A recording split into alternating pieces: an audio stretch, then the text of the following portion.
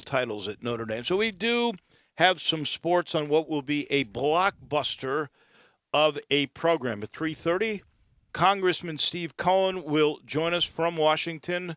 We'll get the sense of what is going on there with the pandemic and aid that may be coming and stimulus money and opening up when we might open up and those sorts of things. At 4 o'clock, our friend in Tampa, TJ Reeves, at this very moment, live via Zoom, Rob Gronkowski is holding a press conference for all of the Tampa Bay Buccaneer faithful about his unretiring story that we had yesterday at the end of the show, his unretiring and joining Tom Brady there. So, TJ, very timely today on the business of sports, or the lack thereof. Rick Horrow at 4:30.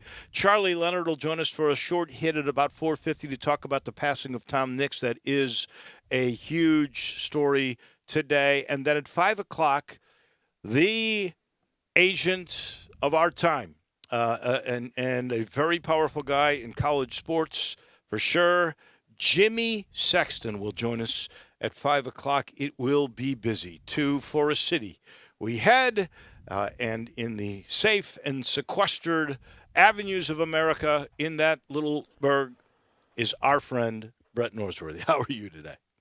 I'm well, Dave. And Jimmy, I think tomorrow night, first thing I'm going to ask him, how many NFL drafts for him? I think this is 36, 35. A lot of drafts he's represented at least a player, if not more than that. And I think tomorrow night he will be representing what will be the number one pick in Joe Burrow.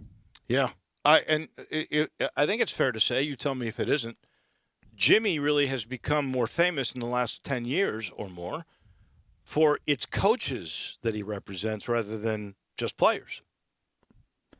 Yeah, for whatever fame is, I think it makes a little more splash at that time of year around Thanksgiving weekend. Some on the Twitter sphere like to refer to it as Jimmy Sexton time of year. But, yes, he has carved a niche with college football coaches, but still represents a lot of players and has a lot of trust by a lot of people. And looking forward to that. That was good news about Niele Ivey. It felt like Niele Ivey would be the coach someday at Notre Dame. I don't think anybody thought it'd be this quickly. I agree. I thought that Neil would be here for at least 2 or 3 years. And I actually thought maybe her path would be NBA because I didn't think Muffet McGraw would retire, although, she's been 33 years, a long time to be there, but she's not exactly an old woman. And so I thought she'd be around for at least another 5 years. Yeah, I didn't know how much longer she would want to go, but I didn't think it would be after this year, and a year that a champion was not even crowned, and we don't know that there will be next year, although a lot of talk today about Johnson & Johnson with a vaccine that they can produce 1 billion vaccines a year. Bring it on. Yeah. News out of the University of Louisville today. I'd love to hear that. That they have it's so complicated. I got to go back to the story to read it. I don't even know how. I don't know properly how to express it. But in their University of Louisville has developed a technology believed to block the novel coronavirus from infecting human cells. U of L researchers hope to fast-track development, including application to the FDA for approval to start treating patients seriously affected by COVID-19. Wow. Go get them, U of L. Look, let me just say this to you. Between Johnson & Johnson, there's a pot of money out news and the English company that has said they're very close to a vaccine right now, we're working on this as fast as modern medicine can, and I do feel really good about that. One of the big stories today is a sad story, and it is the passing of Tom Nix, who lived a great life.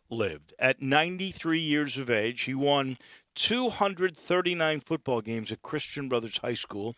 He won their only state title. That was back in 1977. His record was 239. I remember it well. 79-7. Do you really?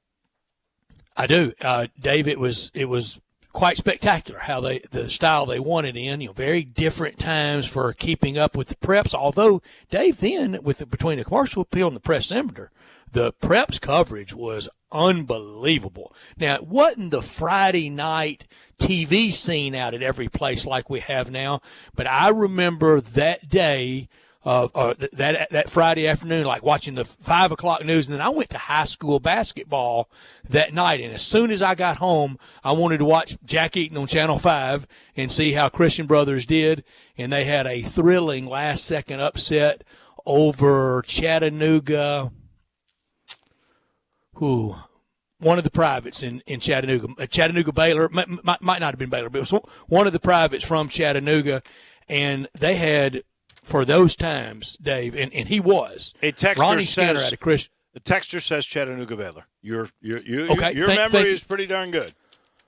Thank you, Texture. But what I remember about it is the style of how they won the game. It was the last second, the old-fashioned, toss to the running back, and he stops, in his tracks and throws the quarterback throw around to Ronnie Skinner. Ronnie Skinner was as good a high school quarterback-pitcher combo this area ever saw. He hurt his shoulder.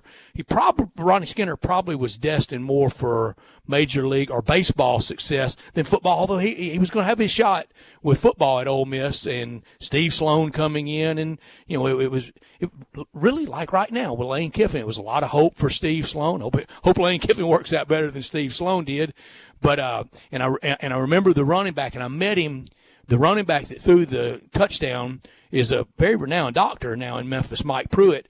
And Mike went undergrad to Ole Miss before going to med school. I don't know where he went to med school, but I met him one night at a Memphis Rebel Club event. I think it was a Rebel Club. Met him at an Ole Miss function, and the person that introduced me to him said, you think you know so much, you know who this guy was and the most famous play in Christian Brothers history? I said, sure do. He threw the touchdown pass to Ronnie Skinner in the northwest corner of the Liberty Bowl Stadium. And and for Tom Nix to get that championship then was spectacular, and hard to believe that's the only one in Christian Brothers famed football history, and it is a famed football history. I just sit here and marvel. He won 239 games, right, at Christian Brothers, because he started actually after he got out of the Marines. Now, he was an offensive lineman at Memphis State, but he went to the Marines. I didn't know that. He went to the Marines, and his first or one of his early coaching stops was at Whitehaven. Yeah, that Whitehaven program has always been a program, hasn't it? I mean, it's still a great program. It has always been a pretty elite place for athletes anyway. And then he joined that staff in 1956. So he won 239 games at Christian Brothers, and I don't believe they built that stadium on Walnut Grove until what, late 80s, early 90s?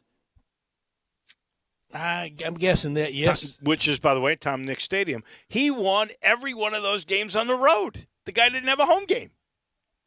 Is that right? Yeah.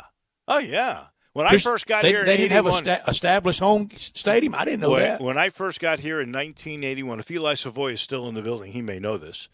But when I first got here in 81, they didn't have a football stadium at all. Every game was a road game. And I'm pretty sure they did not have one until either late 80s or early 90s. That's something, and that is a spectacular stadium, and fitting for him to have his name on it, and just a legendary figure, and we have had, just the legendary high school football and basketball coaches in Memphis. And I know at 4:45 we're going to visit with Charlie Leonard, his colleague, his friend, and I look forward to that because the blessing of 93 years, that's spectacular. But the lives that he touched, and I swear, Dave, I remember that game and the build up to that game, and to the state finals played at the Liberty Bowl Stadium. Now everything's in Cookeville with the TWSAA, but that game, a very famous game at the Liberty Bowl for CBHS to get their championship. The neat thing about him, and I kick myself, and I'm sure Pierre Landash is, and all the people that were on the committee where we picked our Hall of Famers for that first Memphis Sports Hall of Fame, that first class, the legacy class, you could say. We 22 people, I think it was, and we were trying to save some big names for this next year, and we should have thought, well, and we did with Billy Donovan, and with other guys that were getting a little up there in age. We had Evan Fogelman was another one. We had to get these guys in. They were deserving of having legacy, and certainly we wanted them to be there for that. And Tom Nix actually showed up for that event because he had some friends that were coming in, and I thought then, man, he was in a wheelchair. Maybe we should have gotten him in this. He was clearly going to be in this year's class. We had already had discussions about it. There was no doubt about it. He was still very lucid, by the way. I live by the Laurelwood Shopping Center. People have heard me say that when I talk about Dinstall's or James Davis or any of those. He used to hold court with a bunch of his cronies at Panella Bread. So you could go in there on some occasions, and he would be at a table because that was where their hangout was. And there were two or three of them, and they would hold court and talk and tell stories. And it was fun to listen to. Panera Bread? At Panera Bread, right there at Grove Park and Poplar. Well, fantastic coach and well served in the community. And yeah, and Dave, I know where you're coming from on the Hall of Fame class, but that's why it's so hard in any Hall of Fame, in anything, and with the years getting by for some. But a first class is hard. I wouldn't beat yourself up at all about it. On all that, you sure would like to see the person recognized. I know the Kenny Stabler's family still just crushed, sick that he wasn't alive to see his induction into Canton, and it was a shame he shouldn't. And you're seeing the stories around Mike Curtis's death over the last few days. I know every year. Yeah. I know every year at the Super Bowl, Jerry Kramer's family would just really emote of, just let him get in while he can still enjoy it, and his friends are still around.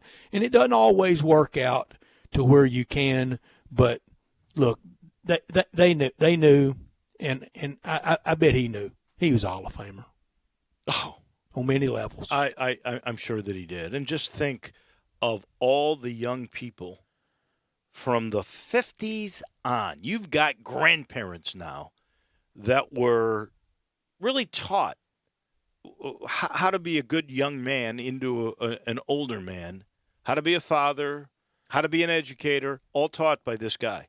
That is a legacy right there. That is a legacy. You want to do top and not top story of the day?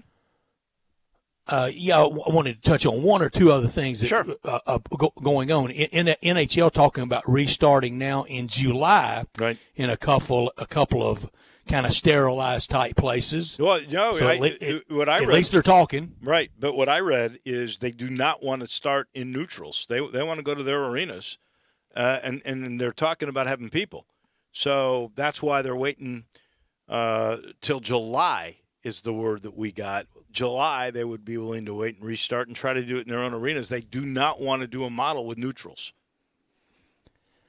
That's interesting that they don't, because so many people just clamoring to have anything. I don't know what their TV situation is like. They were closer to the end of their season than the NBA was, but just barely. But I just wonder if it'll move baseball along a little quicker. NBA's been a little quiet, and I think some of that is this week, Dave. Why even roll any suggestion or anything out there with kind of just cede the week to the NFL and buy a little more time? You could do that. I would suspect that there have been so many people asking them questions. In this town and in the majority of the towns around the country, people are not clamoring for hockey, right? We're clamoring for baseball, or we're clamoring for a continuation in this town of basketball, because that's what we are. But in NHL cities, they do care, and they get asked a lot. And I'm sure this was in reaction to somebody saying, "Well, what's going on now?" And they're going, "Well, we're thinking about a lot of things, but we're not going to do the neutral sites, that's for sure." And as we talk here, we think the best thing, the earliest we could do it would probably be July, but we want to resume the season, and that's how that story, I think, came about. Maybe so. This hour brought to you every day by Lexus of Memphis, 2600 Ridgeway, and online at lexusofmemphis.com. Give them a call at 901-362-8833. Lexus of Memphis offering the Golden Opportunity Sales Event.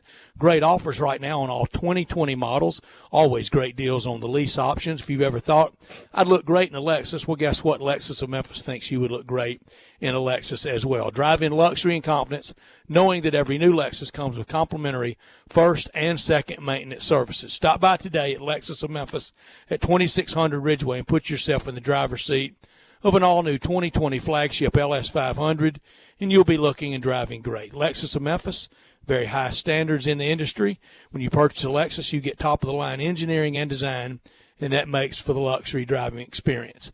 901-362-8833.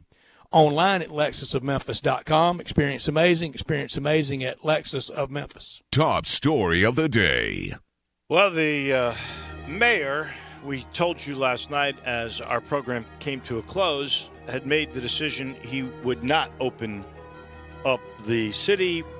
He would not cease the Safer at Home on April the 30th. Today, he said May 5th or beyond. Data will drive the decisions that the city and his task force, which, by the way, Kevin Kane is on, and they're going to make some recommendations tomorrow. We'll have him on. The mayor also announced that there will be an $80 million shortfall thus far in city revenues due to the pandemic. So that obviously was not good news at all. The state of Tennessee announced they're going to distribute 5 million face masks free for residents around the state. And it was also announced that Cato Johnson, who is a familiar name, he's involved in so many causes. He's with the Methodist hospital chain, I believe it's Methodist. He was named to the governor's health care working group. So he'll be involved in a lot of the decisions and feedback, giving data to the governor in terms of moves that we would make. Today, 1,894 cases of COVID-19 in Shelby County. There have been 41 deaths. That means 37 new cases. That's 4 days in a row, 50 or under. And there were 2 new fatalities. In Tennessee, 7,394 cases. 157 have passed away. In Mississippi, it's 4,700 with 183 fatalities. And in Arkansas, 1,990 and 42 have passed. The world dashboard now over 2.5 million, 2,583,000. Over 187,000 have passed. 715,000 have recovered in the United States. We're at 830,000. 45,000 have passed away. 83,000 have recovered. Those are the numbers of the day. How about this, Dave? Now, it's changed a little since this information came out. It's gone up, but it still pretty much is the dichotomy here. U.S. population, 328 million. France, Germany, Italy, the UK, and Spain population, 324 million. U.S. cases of the coronavirus, around 800,000. Mm-hmm. Those countries, 5 countries, about 800,000. U.S. coronavirus deaths, at this time it was around 44,000, and the deaths from those 5 countries were around 90,000. That from Johns Hopkins. So France, Germany, Italy, UK, and Spain, they're doubling us in deaths, with the cases tracking pretty close. And similar, if you add them all up, pretty similar population numbers. Pretty close. Yeah. Pretty close. So that tells you we are doing something right here. We're doing a lot right. Or there's a lot of older people or people that have, and there are a lot more smokers, I think, in Europe than there are in America now. So that could be a part of the whole equation, too. I certainly don't know. Those are eyebrow-raising numbers that you give right there. And it begs this question, and I know the answer. I know the answer why you wouldn't. But I do. I said it yesterday. I hope for younger people, and people a lot younger than us, and and good health people, I hope this creates a wave, a national understanding of health, from shaking hands to washing hands to during cold and flu season. If you think you need to wear a mask, wear one. If you think you need to wear a mask on the 4th of July, wear the darn thing. If you think that helps you, that's fine. No stigma at all to it. And I hope it launches that. But how about this one? 400,000 people die a year in the United States from smoking. When are we going to outlaw cigarettes? Whew. People figure that's a right. Even when they give secondhand smoke to everybody else. I guess because 40,000 a year die from secondhand smoke. I guess it's because they're addicted and they don't know what they would do without it. Now, the comeback to that is there won't be, because prohibition on booze, it failed, and it failed miserably. And on the smoking aspect, you look at some of these state governments, if you outlawed smoking, good luck making your budget without those sales tax. Oh my goodness! You go to the so we're going to accept 400,000 deaths. Oh, you go anywhere. Every state budget's got to have that tax money coming in. But we're going to accept 400,000 people dying a year from something almost inherently having an open flame 1.5 inches from your mouth ain't a good idea. I'm with you. My top story, Roger Goodell says the NFL season will start on time. Of course he's going to say that. And he will continue to say that until he says it's not the case. He's being hopeful. That's fine. If the NFL's got to go in the spring with crafty scheduling, with about half the league either playing in a dome or a exceedingly warm weather city, it may not be so bad. Opening day, Sunday, February 7th, when Super Bowl 54 was supposed to be held, and Super Bowl 54 being June 6th, 2021. Maybe worth trying.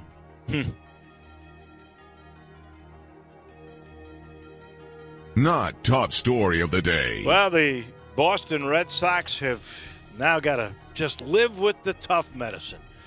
The Major League Baseball powers have decided to suspend the Red Sox replay operator for a year, dock the team some draft picks as punishment for the sign stealing. They basically said J.T. Watkins is out of his job for a year without pay. Then they took the second-round pick from this year, and that is the extent of it. Of course, former manager Alex Cora was fired in January, but that was really more for what he did with the Astros. So I look at this, and I would say if you're a Boston Red Sox fan, you're smiling ear to ear. To lose the Red Sox replay operator and win a World Series, what a deal. I'd pay that every time, and it's why, really for the Astros now, A.J. Hinch would tell you differently, and Jeff Lunau would tell you differently, but the Red Sox, that's really almost no punishment. My not top story, Roy McIlroy makes a lot of sense about the Ryder Cup. It's all about the fans. I agree with him. I watched the rerun last night of the 99 Ryder Cup. Do you realize that's the only winning Ryder Cup team Tiger Woods has ever been on, and it took that freak show in Boston to win that one, and how the United States in celebration, how we treated Jose Maria Olazabal. I don't blame them. Every time their crowd gets on us and they can't stick it in our ear enough that how we acted. That was disgraceful to celebrate through his line, and everybody did it. I mean, wives, girlfriends, friends, countrymen, players, everybody did it. But it was disgraceful to treat Jose Maria Olazabal like that. But Roy McIlroy's right. If you have to delay a year, then that also delays a year when they host again. And guess where their host country is for 2022 that would be delayed until 2023? Italy. Italy's going to need the time. Oh, they will definitely need the time. It's interesting. You go back to that.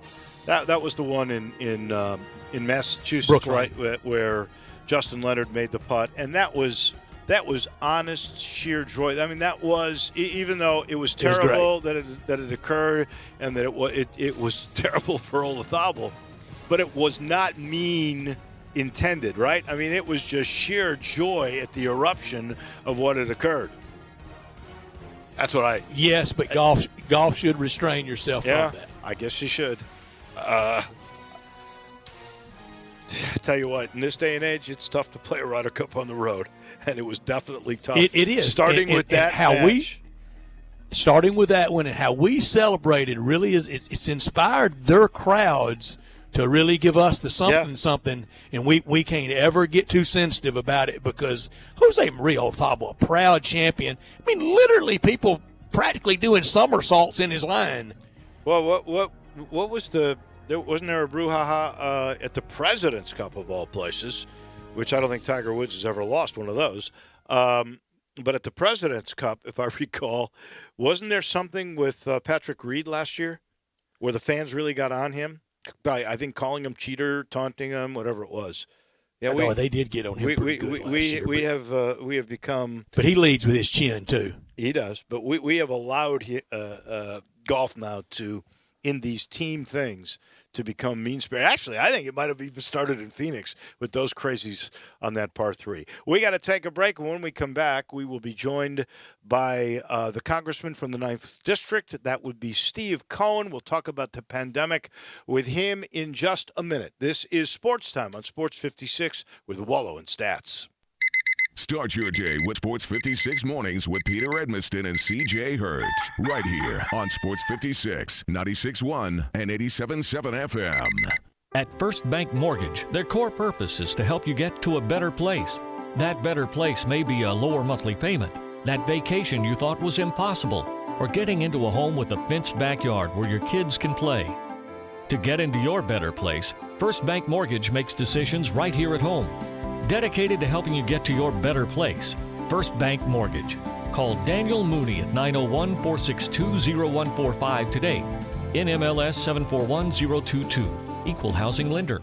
Hi, this is Greg Gaston from Sports 56 Middays. During this coronavirus pandemic, many of you are spending all day at home, and we remind you that you can stay in touch and connected through Sports 56. Turn us on your radio, computer, phone, or smart speaker, and stay up to date and connected with the community. Keep practicing social distancing, and remember to wash your hands often. And hopefully, before too long, we can get back to some sort of normalcy. Stay safe, stay healthy, and stay connected with Sports 56 and sports56whbq.com.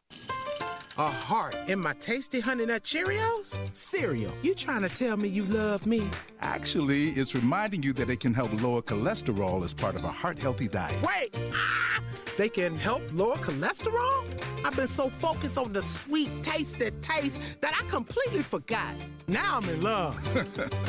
Learn more about making Honey Nut Cheerios part of your heart-healthy lifestyle by picking up a box at your local grocery store. Hey, sports fans, you already know the Butcher Shop has been a great Memphis tradition since 1981, and it still is. The Butcher Shop is absolutely open for your takeout with curbside pickup or Grubhub delivery because the Butcher Shop is still serving your favorite steaks, fish, and seafood. But now you can also pick them up raw and take them home to cook. You get the highest quality from the Butcher Shop and the comfort of home cooking. All wine and beer selections can be sold and picked up curbside as well. Plus, order curbside and pickup and receive 10% off your food order.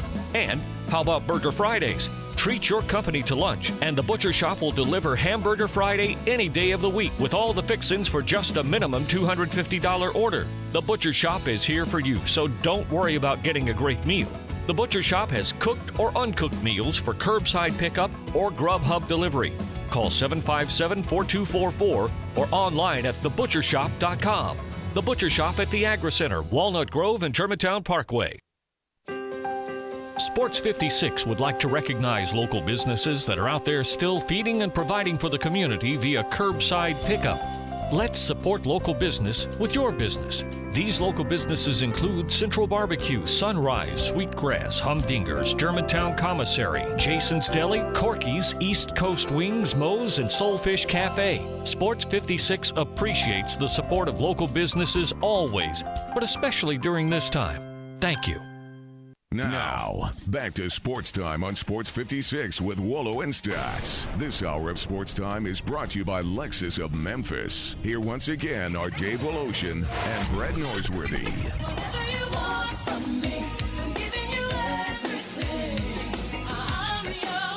Welcome back in on a overcast, kind of rainy Wednesday afternoon, a day where Mayor Jim Strickland let us all know that there will be an $80 million shortfall in revenue because of this pandemic. It's also a day that we know there were 37 new cases of the virus, 2 new fatalities, and we thought we would get a perspective from Congress, and that would be our friend Congressman Steve Cohen, who is kind enough to give us some of his time. You are in Washington, Steve, is that correct? And if so, how different is that, their social distancing, their stay at home, compared to the one in Shelby County? Well, I don't know that there's any difference in what the guidelines are and what the recommendations are. I just got in last night. I flew up on a nonstop from Memphis. I think it's the last nonstop for a while to D.C., but when I came up last night, Joe Theismann was on the flight with me. There were only 5 other people other than Joe and myself. It was good to see him.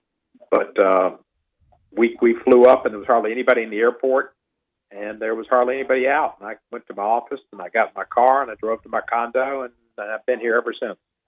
So I'll go to the Capitol tomorrow. We'll have some special procedures to vote, given, I guess, 60 people at a time in 6 shifts, and I'll go do my vote and go back to the office, go do my vote, go back to the office, and I'll be coming home hopefully tomorrow night. Wow, these are really extraordinary times, Congressman, and I appreciate you joining us today. And Washington and the halls of Congress can be lonely at times anyway. I imagine it really is, because it's different hours. It's a lot of late night hours. What is it like going through is your office in the Rayburn building, going through the Capitol Visitor Center, walking out on the floor and nobody else there? Well, I've only been here once in the last 5 weeks before today. We've only had 2 votes. I came back on March 27 to vote for CARES, and then last night I went to my office. Of course, there was nobody there except the guards, and it was very quiet in the Rayburn, and that's where my office is. I didn't go up to the Capitol.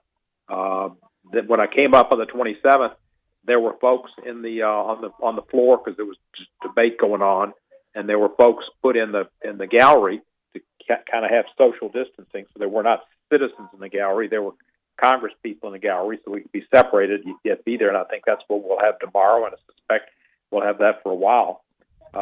So that was unusual to look up and see members in the gallery.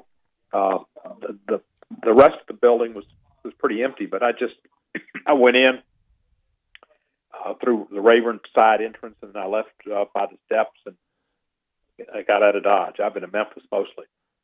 The vote tomorrow is, I'm guessing, or at least part of that will be on the extra money to refeed the stimulus for the forgiven loans that will come to small businesses. I'm hoping that's it. And is that deal done? I think that deal is done because it's passed the Senate. It probably have nearly unanimous vote, I suspect. There'll probably be a few that may not vote for it. And it'll give the $250 that was originally sought by the Senate for small business, PPP, a paycheck protection plan program. But it'll put an extra $60 billion in there. That's something that we insisted on to get some of the loans to be made through small banks, community banks, credit unions, and some other groups that are closer to the citizenry who can make some of these loans to groups that don't normally have a relationship with a bank but still need help with their businesses, real small businesses.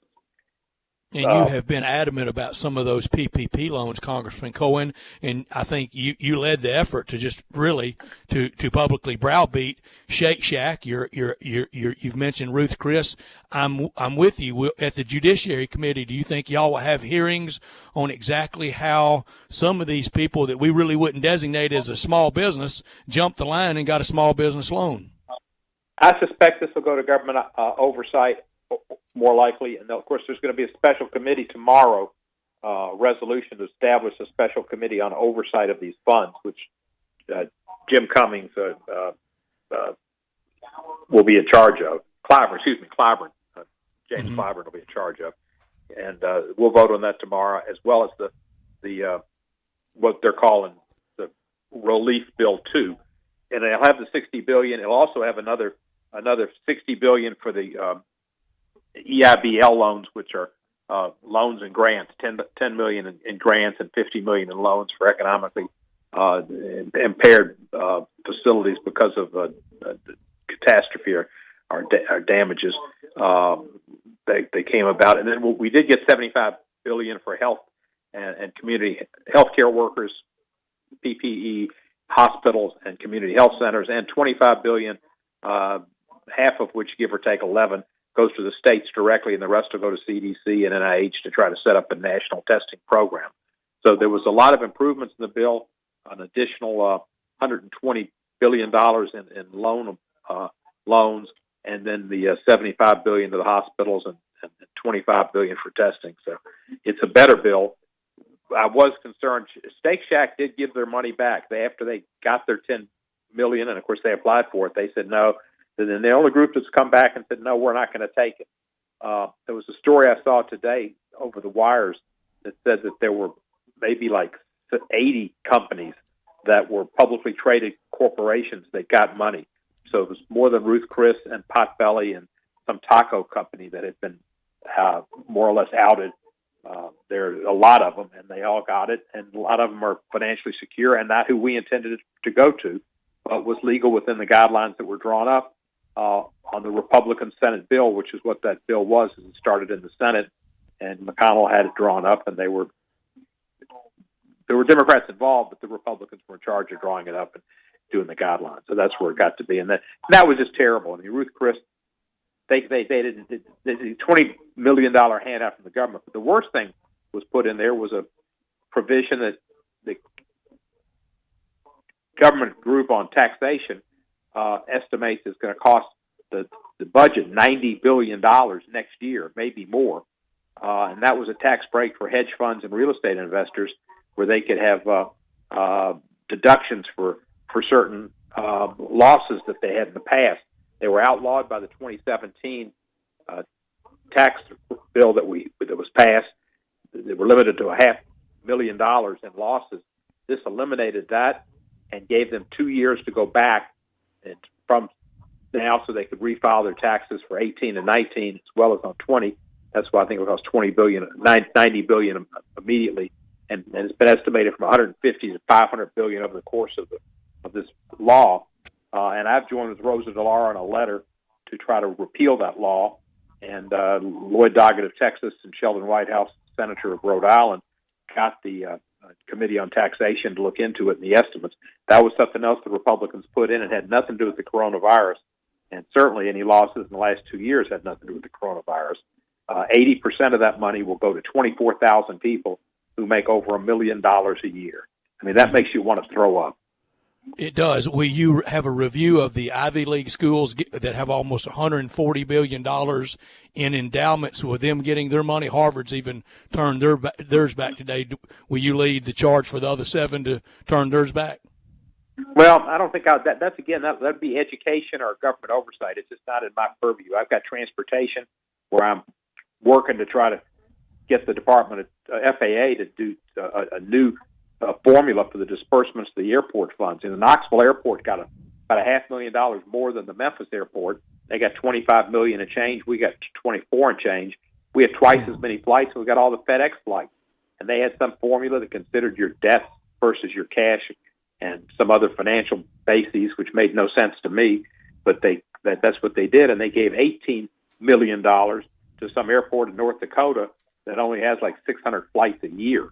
And they gave about $18 million to some small airport in Massachusetts that would cover their expenses for the next 50 years. So somehow FAA just totally came up with a formula that didn't make sense, and they tried to defend it. There's no defense to it. But I'm on transportation and on the aviation subcommittee, so it's down my alley. And the airport authority is a group that I look out for because that's a big jobs producer for Memphis. And if there's something in judiciary, we'll look into some of the things that Attorney General Barr has tried to do and continues to try to do. But the other areas would be more government oversight and education. I saw that formula. It was if you had cash in the bank and no debt, you got like full. It didn't matter even how many flights you had. It was bizarre. It was crazy. I'm more worried about the airlines. You just said 5 guys on a direct flight last night, or 5 people, excuse me. 5 guys coming. Huh? 5 guys and 2 women. All right, 7 people total. Right, right. On this flight. Are we going to lose some airlines? Hard to make that work. Yeah. Are we going to lose airlines? Will there be a bunch of government money going toward them here in the long run? We have had money go to them, and they first resisted it, and then they accepted it. Southwest American, I think they've all accepted the money that the government offered to try to keep them afloat. It's going to be tough on them. When I was at the airport and looked at the board last night, there were 4 flights on the board. This was about 4:30, and 2 of them were canceled. So there was my flight to Washington, and there was another flight that was, I think it was United, and I'm not sure where it went, but that was it.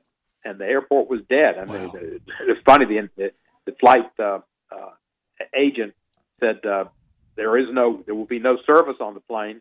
So if you want to get something, and then he stopped and he said, "Well, no, they've all closed. You can't get anything." It's about 5:30. Wow. So it was just shut down. McCoy, you mentioned your service on the Transportation Committee. Do you think there will be after-action hearings?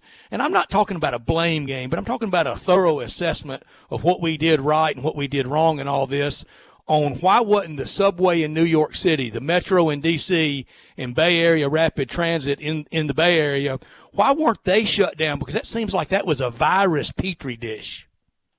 Well, that's a good question, and there were several. I think there were 40 employees in New York on the subway system who I think contracted the virus and died. Now, they might have got it anyway. I mean, New York had 1 out of every 1,000 people that died so far. It's just unbelievable what's happened in New York. Which astonishes me is in 9/11, there were all kind of buttons that were put out, mottos that were given, and trying to rally people in New York's side, saying we are New Yorkers, we are all New Yorkers. Well, we should all be New Yorkers too. Although this is a national event, it's a worldwide event, and that the fact is the world is all experiencing this. And it should bring us closer together, but it hasn't. And but exactly why they didn't close down the subways, I don't know. That seems like something they should have considered. But that leaves they're closed down now, I think, and it makes it tough for people to get around the city. There's no reason to go out. Yeah, but the big reason we study history is to learn from past mistakes or just lessons. And in 1918, when the third of the world population was affected by the Spanish flu. I'm not saying these are the exact same things, but there were protests, particularly in San Francisco, because people got tired of being safe at home. Although that wasn't the term then, it was just quarantined. And they allowed them back, and then we had hot spots all over the place, and the disease went crazy again. The governor of the state of Tennessee has decided he is opening up, not in Shelby County. We told you the mayor's already said at least through May 5th that safer at home will still be in effect. But are you worried that we could repeat what happened in 1918 with more disease and more death if we open up too soon? Well, certainly I am. And the president and the federal government gave some guidelines. And they said you shouldn't open up even. They had 3 stages. And the first stage was if you have to have 2 weeks of declining cases. Well, we've had increasing cases every day, and we're not supposed to peak until the end of May. So according to the guidelines that the president put out, and the president wants to open up, Tennessee, nor Georgia, nor South Carolina should be opening up.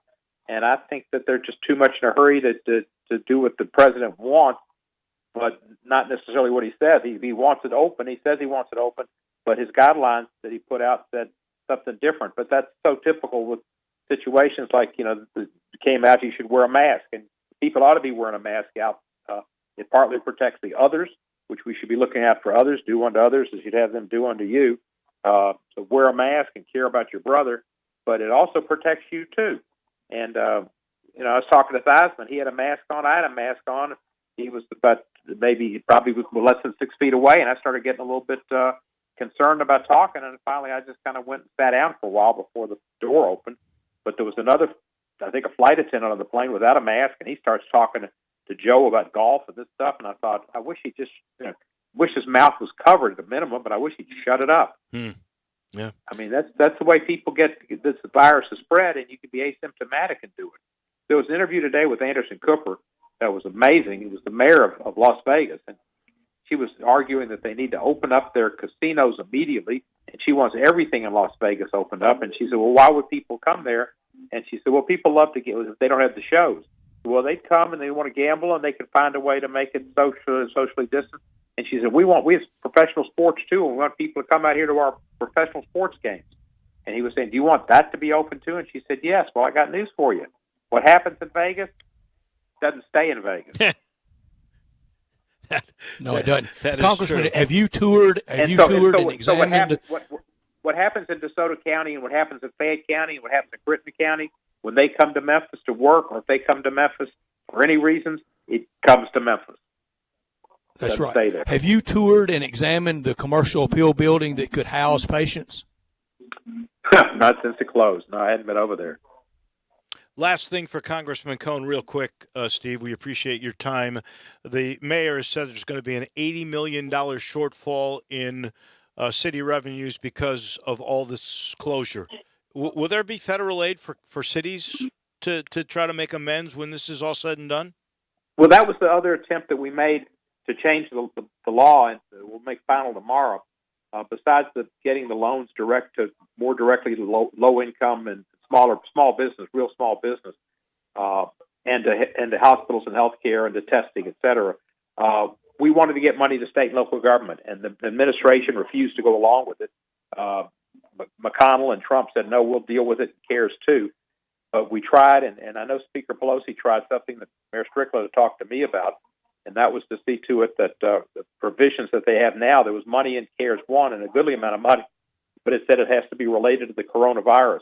And not that much of what the cities have experienced is related to the coronavirus, especially in Shelby County where the health department's under the county, but there just hadn't been that much expense yet. And what she tried to do, and we'd like to see, which would be beneficial to Memphis, is to allow that money to be used to make up for lost revenues that the city loses because of the lack of sales tax. And what we lose with that being closed in May, with the Memphis in May, the hotels closed, Beale Street, you name it, FedEx Forum, we're losing a lot of sales tax revenue, and I'm sure when it comes time to collecting property taxes, some folks won't be able to pay. So, yeah, we're losing a lot of revenues, and we're going to lose a lot of social services that we need. Police and fire need money. We need money in so many areas. So the tough spot for Strickland. I think he's done a good job, though. He's a good guy. No doubt. Steve, thank you for all of your time today. We truly appreciate it. Thank you, sir. And I hope you find an airplane home tomorrow night. I got to go through Charlotte, which is like twice as many airplanes and twice as many airports because we don't have a nonstop. But I'll make it back, and then I'll count the 2 weeks to see I don't have any signs. Take care, my friends. You too. We appreciate you. Steve Cohn, our congressman. Brett? Yes, this portion of our show being brought to you by Jason's Deli. Look, Jason's Deli, they're getting ready to gear up under the safety precautions and all health concerns when they can to have reopening of the restaurants, but you can still get takeout at all the Jason's Deli. They've stayed very busy. They appreciate everyone that's helped them out during these very trying times. Wholesome food forever. It's a family thing at Jason's Deli, and it's all about choice there, and you can get it, have that choice with the takeout. Whether you seek a gluten-free menu, vegetarian sandwiches, healthy kids meals, or if you would like to invent your sandwich via the build your own selection, plenty of organic food to choose from, and the catering, they can do it anytime, anywhere, in any amount of order. Tomorrow night, if you want to watch the NFL draft and kind of kick back like the old days of watching sports, do it in style with Jason Deli. Let them cater it for you. All the great locations, Ridgeway Road, Poplar and Highland, Olive Branch, and Cordova.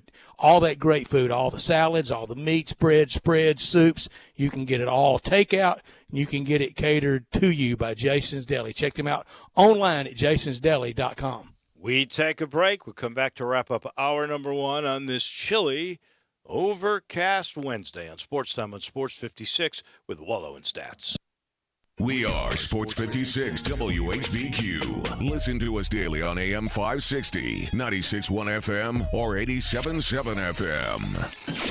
Central Barbecue is committed to the health and safety of this community, who has supported Central for almost 20 years. Central Barbecue is still open for business with to-go and delivery options to serve the greater Memphis area with the same great barbecue you have come to know and love. With 4 locations to serve you, from downtown, midtown, and East Memphis, you can order your favorite barbecue and enjoy everything on the menu in the comfort of your own home. Call your nearest Central Barbecue location for more information on delivery and to-go options today.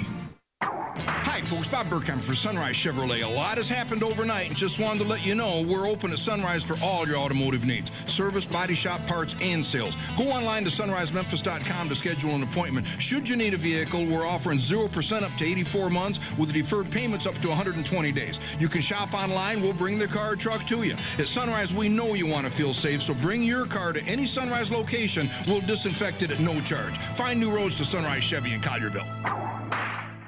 Farmers Insurance knows that when you're in the car and that song comes on, now yes, that's the one, you have no choice but to pull out your imaginary drumsticks and smash those cymbals and stomp on that kick pedal, which unfortunately is the accelerator pedal. And we covered it. Talk to a farmer's agent who knows a thing or two because they've seen a thing or two. Call Chad Gatlin at 901-235-1176 or get a fast quote at memphisfarmers.com. We are farmers. Bum, bum, bum, bum, bum, bum. Underwritten by Farmers Truck Fire Insurance Exchanges and Affiliates. Products not available in every state. For a lot of us now, it seems like our biggest decision of the day is which combination of Tommy John underwear and loungewear should I wear. It doesn't matter which combo I pick, because so long as I'm wearing Tommy John underwear, I'm guaranteed to feel comfortable and look great. Wore it last night. For a limited time, go to TommyJohn.com. Get 25% off your order with the code HERD, H-E-R-D. That's the code HERD, TommyJohn.com.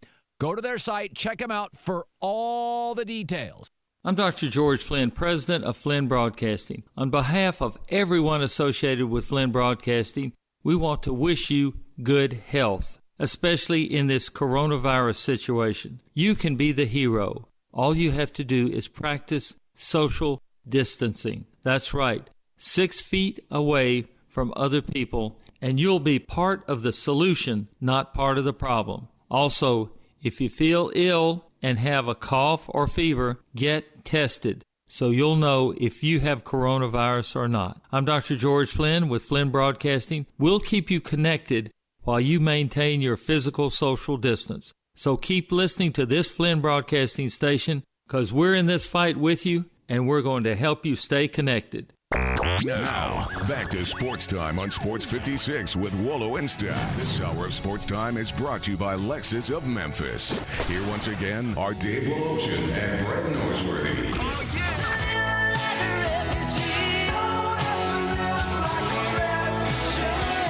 Welcome back in. Wolo and Stats with you. We've talked a couple times, and you were really positive on the Tigers getting more than one drafted. Antonio Gibson, I think we're both in agreement. Will get drafted second, third, fourth round, somewhere in there. And I was reading, and I forgot a little bit. Patrick Taylor's up there, but Patrick Taylor missed so much time and has been injured. He did get invited to the combine. I'm not sure he will get drafted, but apparently Bryce might be better for him not to be. Might be, but and where he can select where he can go as a undrafted free agent. But I think Bryce Huff is a guy I actually had kind of forgotten about.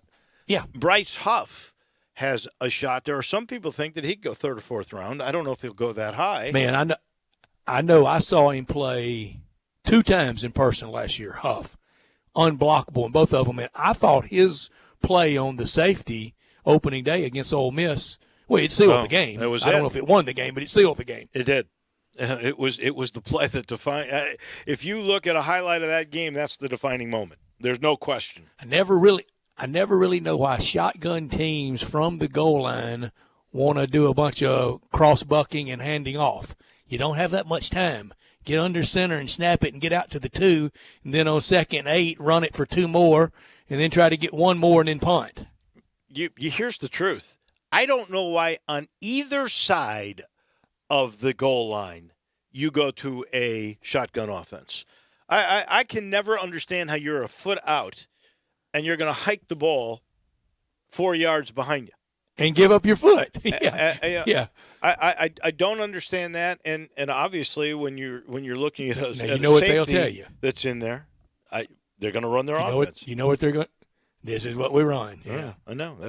That's what they always say, but it doesn't make a lot of sense to me. I think Bryce Huff, though, does have a chance because not only I do too. Did he play defensive line on the edge, he also was an outside linebacker. He's played them both in college. That versatility could help. And I'll tell you the one kid that if there's just a guy of character and toughness that I think has a chance, and I know you've marveled at his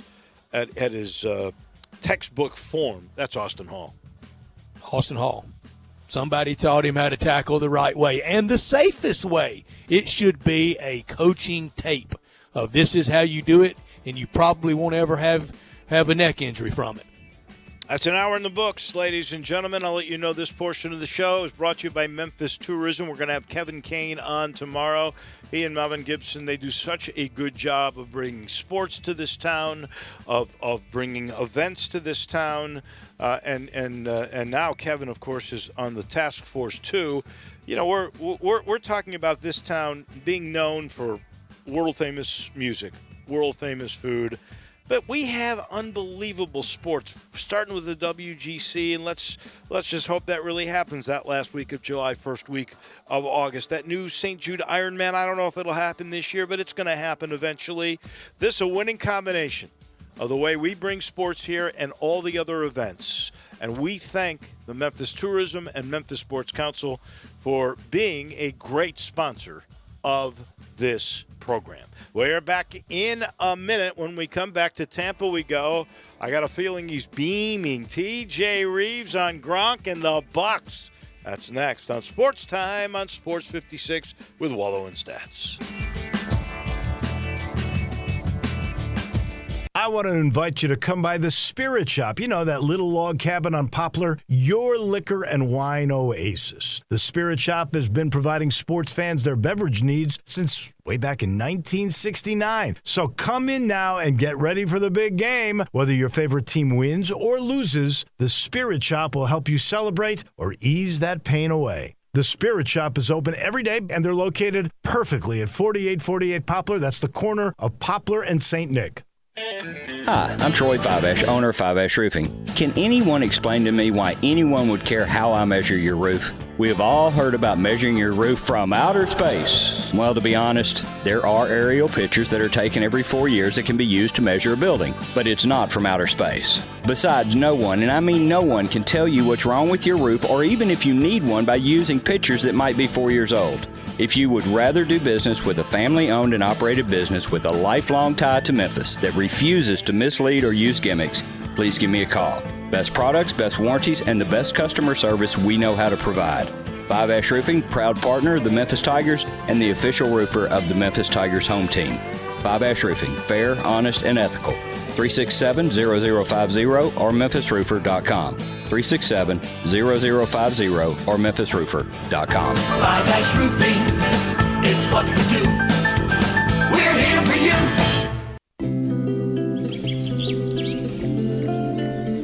The landscape is so beautiful at Town Village Audubon Park. Nestled in the heart of East Memphis, located corner of Park and Cherry, is a beautiful residential neighborhood. Looking for a great place to retire, but you still have a very active lifestyle? Then visit Town Village. Only requirements that you're 55 plus. Prices per month starting at $24.50. The Gourmet Chef welcomes you to visit our restaurant and bistro. Package includes 3 complimentary meals per day, maid service, free local transportation, monthly coffee club, themed dinner parties, lots of fun. Visit us and call Daniel or Bo at Town Village Audubon Park at 901-374-7342. There's no place like home. Town Village Audubon Park. Looking for a great place to deposit your money? Try First Bank. Competitive CD rates, a money market that moves with Wall Street prime and interest-bearing checking account options. Not to mention their friendly bankers who make decisions locally. To find out more, stop by one of First Bank's 3 local branches, 6482 Poplar Avenue, just east of International Paper, 8398 Highway 64 across from Wolf Chase, and 6280 Highway 64 in Oakland. Or visit firstbankonline.com. Member FDIC. Sports 56 would like to recognize local businesses that are out there still feeding and providing for the community via curbside pickup. Let's support local business with your business. These local businesses include East Memphis Ace Hardware, The Butcher Shop, El Toro Loco on Kirby, Bartlett Small Engines, Spirit Shop Liquor Store, 5 Ash Roofing, Tactical Guns and Ammo, and Wolf Chase Lemon Brace. Sports 56 appreciates the support of local businesses always, but especially during this time. Thank you. We are Sports 56, WHBQ Memphis, WIVG-FM Tunica Memphis, and WPG-FLP Memphis. Flynn Broadcasting Stations. Now, more of Sports Time on Sports 56 with Wolo and Stats. This hour of Sports Time is brought to you by Homer Skelton Hyundai. Here once again are Dave Woloshin and Brad Norsworthy.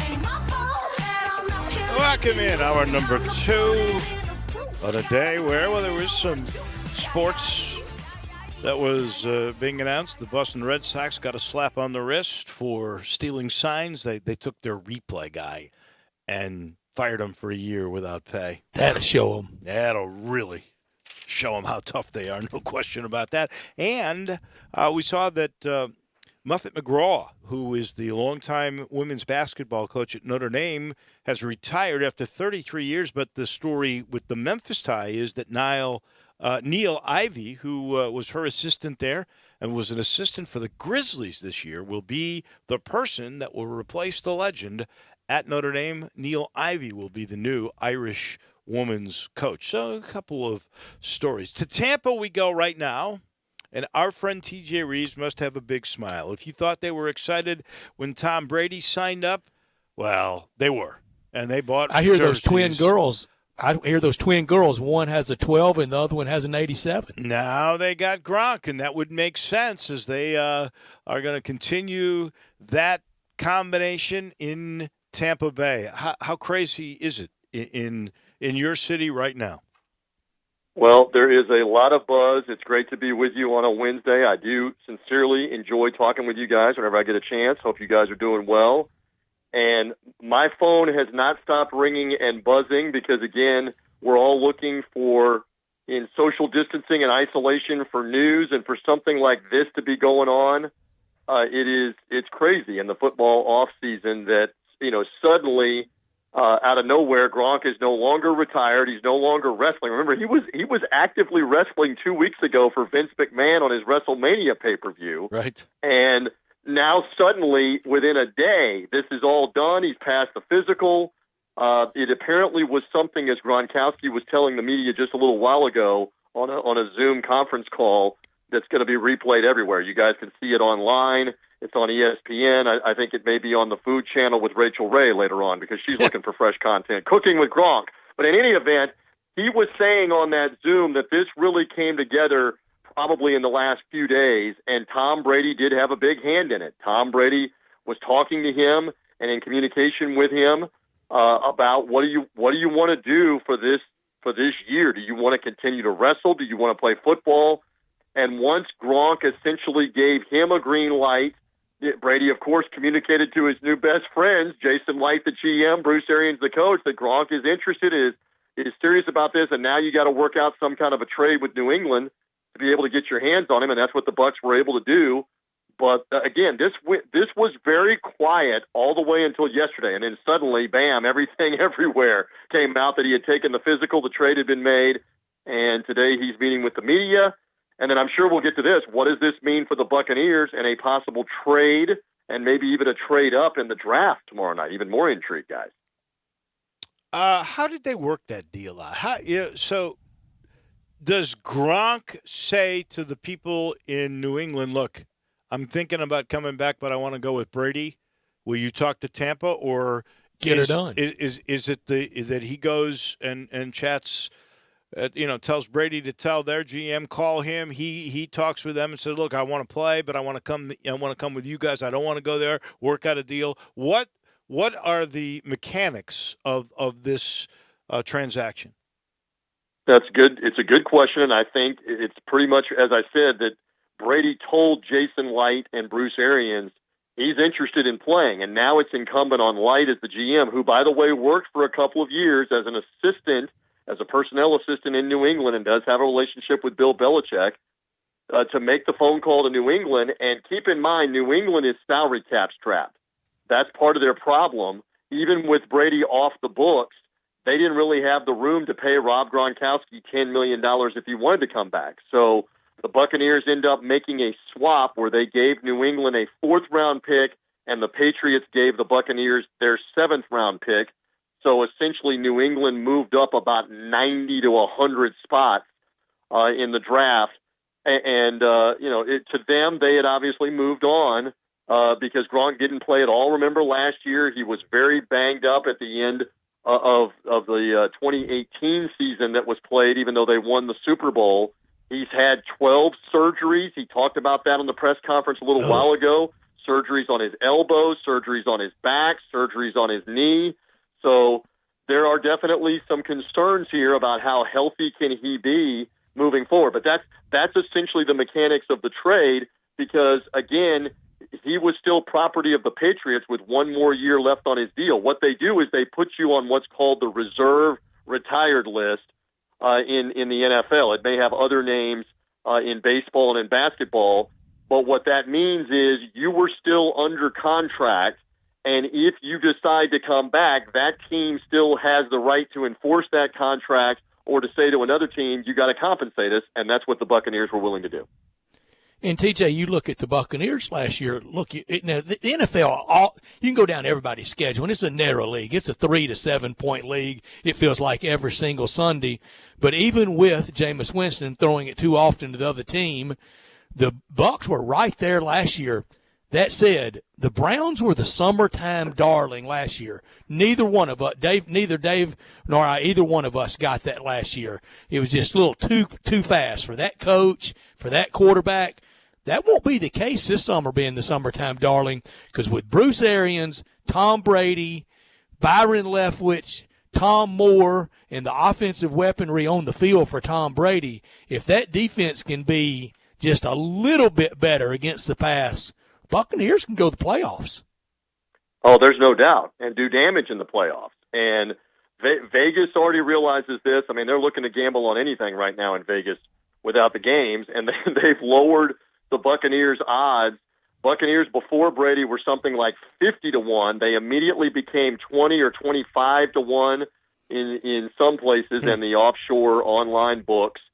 And now some of them have the Buccaneers at 11 to 1, 12 or 11 to 1 behind the likes of Kansas City or San Francisco, Green Bay, the teams that are at the top. So there is definitely a lot of love being thrown the way of the Buccaneers, but you're absolutely right. It doesn't mean anything until you begin the season and you start winning games.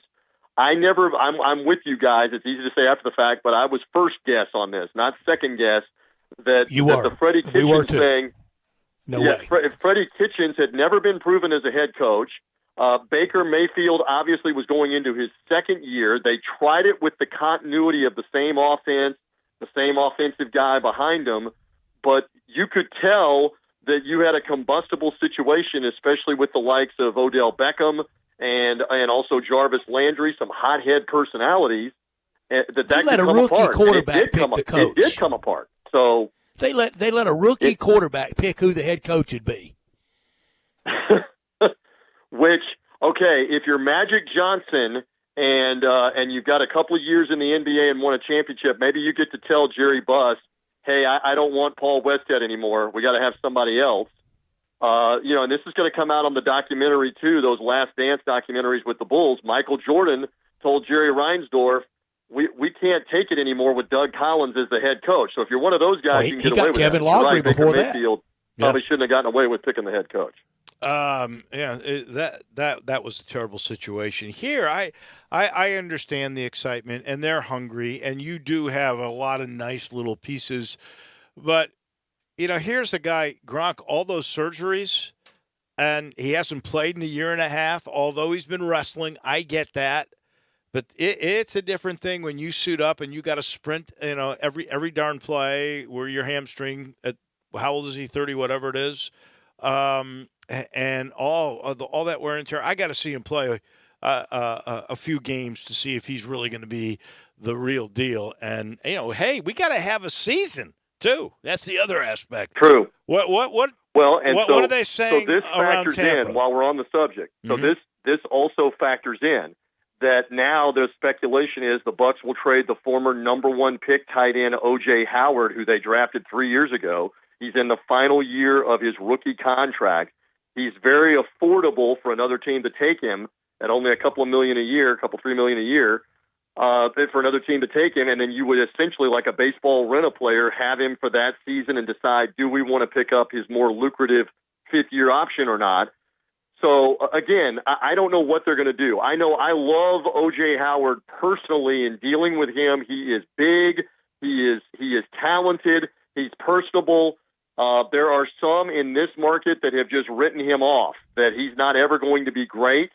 I am concerned about depth for what you just talked about. What happens if Gronkowski is injured? What happens when you want to go to the 2 tight end sets? This guy can offset as a different weapon with him. I don't know what the Bucs are going to do. So that's a very intriguing part of the draft tomorrow night. Do they use O.J. Howard as trade bait to maybe help them try to move up in the draft in the first round, or maybe get a second-round pick for O.J. Howard that could help them later on? That's one of the things that we're watching down here. But, again, I will say publicly, I love dealing with him. I think he's got a very bright future. I don't know if it's going to be here or not. He struggled at times last year for Bruce Arians and Byron Leftwich, like you were mentioning, Stats, and they benched him a couple of times trying to get through to him in games. So let's see. Keep an eye on that name. There's a little tidbit for the draft and all the stuff that we're watching tomorrow night. Are the Bucs maybe going to be buyers and look to deal away Byron Leftwich here to move themselves up in the draft if they can, and maybe even in the first round? What else would they be looking for? So if they dealt Howard, what do they want? They need offensive tackle help, and there are 4 or 5 prominent ones. And if you're picking at 14, where Tampa Bay is, and you start to see the run on an offensive tackle or 2, do you get nervous that the guy you want is not going to be there? And it makes you suddenly decide, hey, we don't need to sit here at 14. We need to try to get to 10 or try to get to 8. I mean, you're not going to get up to 2 or 3 from 14 unless you're giving up multiple number 1s, multiple number 2s, something like that. But you could maybe get up to 10 or get up to 8 if you needed to take one of the offensive linemen. So that's one of the theories down here. That's why we got to sit back and watch the fireworks. Who tries to trade into the top 5 to get one of the quarterbacks if that happens? You have to believe there's going to be strong interest in somebody trying to trade up to get Tua Tagovailoa. I know we're in the South. You're in the Mid-South. I'm here in Florida. We watch the SEC, et cetera, et cetera. I can't believe that Tua lasts beyond the Dolphins and the 5th pick, and he may be even before that with somebody on a trade. So it could be wild at the top of the draft. Do you think Herbert could supplant him? On that point, he could, but that'd be a huge mistake. Tua is the better between those two, hands down, and against better competition. So I know people love to fall in love with the bigger quarterback and with the bigger arm, which he is. There is a health question with Tua, but I think ultimately his hip will check out, and he will be ready whenever they go to play. And I think that would be a mistake if somebody. And these mistakes happen all the time. Your Bears, by the way, Mitch Trubisky. Let's trade up to the number 2 pick to make sure we get Mitch Trubisky instead of Deshaun Watson and Patrick Mahomes. Ouch, babe. No doubt. They have no first-round pick. That was that was just a terrible, terrible move. Heck, we give you Trubisky for anybody at this point. For Jameis. Yeah, well, we got TJ, it is amazing how everything revolves around the quarterback. Once you get one, you're kind of always in search of one. Then you get one, then you got to protect him. You got to get him people to throw it to, and used to you get some semblance of a running game to keep them off balance. Not as much then. Then after you kind of get that all done, you get the defense and the defensive ends. You got to get one to get to the other guys' quarterbacks. Then behind that, you got to get guys to defend against the quarterback. It is a quarterback world. Yeah, there's no doubt that has become the position that can make you immediately better. I mean, we saw it with Andrew Luck going as the number 1 overall to the Colts, and they suddenly became a playoff team in his rookie year, and that's an extreme example. But we've seen look at what Mahomes brought to Kansas City in his second and third seasons, eventually a Super Bowl in his third season. Look at what Deshaun Watson brought, even off an ACL injury in his rookie year. Look what he brought the Texans in terms of back-to-back playoff appearances a year. So you can be much better. And in fairness, the Bucs were much better with Jameis Winston in year 2. They had been 6-10 his rookie year, and even that year were 6-6 with Jameis off a 2-14 season. The 2015 season, he's the number 1 pick. They got to 6-6. They lost the final 4 games that got Lovie Smith fired. But the next year ended up 9-7 and lost out on a tiebreaker to go to the playoffs. So you can be better. That position can easily be worth 3 or 4 wins. No if doubt. you get it right. And those 3 or 4 wins can make the difference. And if you blow it, you waste a great defense like the Chicago Bears with Mitch Trubisky. You're absolutely right. Everybody so far who has talked about tomorrow's draft talks about trades. I can't wait because I think there's going to be so much drama. It's going to be the most watched draft, I think, of all time because we're all waiting for something. And because everybody is speculating on all these trades. Look at the ratings the other night. All right, to your point, look at the ratings the other night for that Chicago Bulls documentary debut. The first hour of that show, The Last Dance, had 6.5 million people watch it, and we all know the outcome. What's going to happen? Conservatively, it is going to be triple that for this draft on 2 networks, on ESPN, ABC, and also the NFL Network. It's going to be the same feed on all 3 channels. But to me, there's going to be 15 million people that are sports fans. There may be 20. It may be more because we are starved for the ultimate in reality TV because we don't know what's going to happen. We think we know, but beyond like Joe Burrow to the Bengals at 1 and probably Chase Young, the Ohio State defensive end, to Washington at 2, beyond that, we don't know what's going to happen. And there's going to be a trade or 2 that sets this whole thing like a roulette wheel spinning on what happens next for a lot of these teams. So, yeah, I think they will have massive, massive interest in this because we don't know what's going to happen starting Thursday night. Will there be glitches? That's another reason people may watch. After knowing all the technical problems they had in their little mock draft on Monday, and the old mic being on when they think it's off. Right. Well, and the other thing is it's going to be that way for everybody. Our friend the fear of everyone, TJ. TJ Reeves is going to be doing this from his house, not at a setup. Not at the stadium. Yeah. Well, and so that's a challenge. But again, I've done a lot of different broadcasting work. I can pull the curtain back a little bit out of the home studio. So there's a lot of people that have been talking to me about how you get this accomplished and how you get it done. So it's going to be different because I'm going to be hosting with a co-host and even a third person, and we're going to be in 3 different places doing this. Again, on the radio, we typically would be together at Raymond James Stadium at a big fan party with hundreds and hundreds of fans around us listening to us as the draft unfolds. Now it's it's theater of the mind. Who's out there on the radio? We're going to take some calls like what you guys do as well. And we're going to be there with whatever the Bucs do and get the draft pick on after the draft. So, yeah, I'm looking forward to that, but it will definitely be different. I'll have the twins here at the house with me. Maybe they'll pop in for a quick segment with some analysis on what the Bucs should do. You never know. You got to tune in.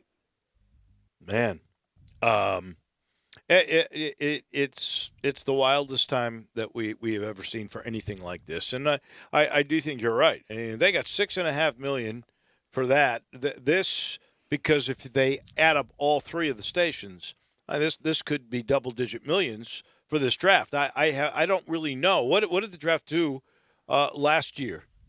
I knew it drew a lot. It of people. usually does something like real big, like 8 or 10 million. I think we'd have to look, but it usually does something like that on the 3 combined networks. It's that big of an event. So, conservatively, let's wait for it to all come out in the next few days after Thursday night, because Thursday night's the bigger night with the first round. But Friday night might end up doing well too, because again, we're isolated for most of us. So we're sitting and having something to watch. It would shock me if it's not at least 15 million, at least double. That humongous sports viewing night opportunity there, because how many times can we watch the reruns of Kurt Gibson's home run in the classic baseball game, or some of these?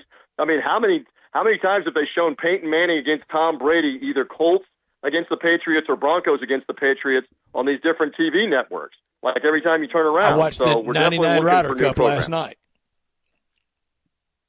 Yeah, I've seen 3 of them, so I can tell you I've been seeing them as well. So we're starved for something new and for something different, and it is definitely going to be different. And I hope there are not technical problems. I do believe they're going to use a lot of the hardline phones. I'm curious, and maybe Roger Goodell will reveal this. How many people are in the basement with him? We know it shouldn't be more than 9 others with him, but how many people are going to be in the basement of his home to help traffic cop and answer the phones and be able to relay all the information to make sure the teams that are trying to make a trade? You know, I would love to know. I don't know this answer. Is there a dedicated line for each team?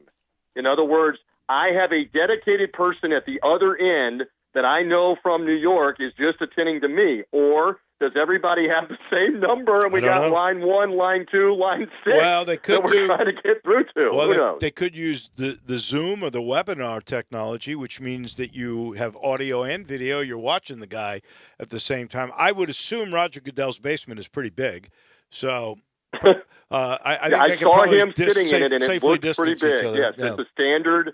You know, again, we don't fathom this as much in the South, but in the northern homes, the upper Midwest, and in Canada, they mac out the basement, and his was pretty big from what it looked like. So he could have several people comfortably, probably in there helping him with hardline phones and internet and that kind of stuff on direct contact with teams. It'll be fun to watch all of this unfold for sure. Last thing for T.J. Reeves, the Boston Red Sox today got a slap on the wrist. You're in Yankee territory. I know the Rays are there, but it's the spring training home of the Yankees for years.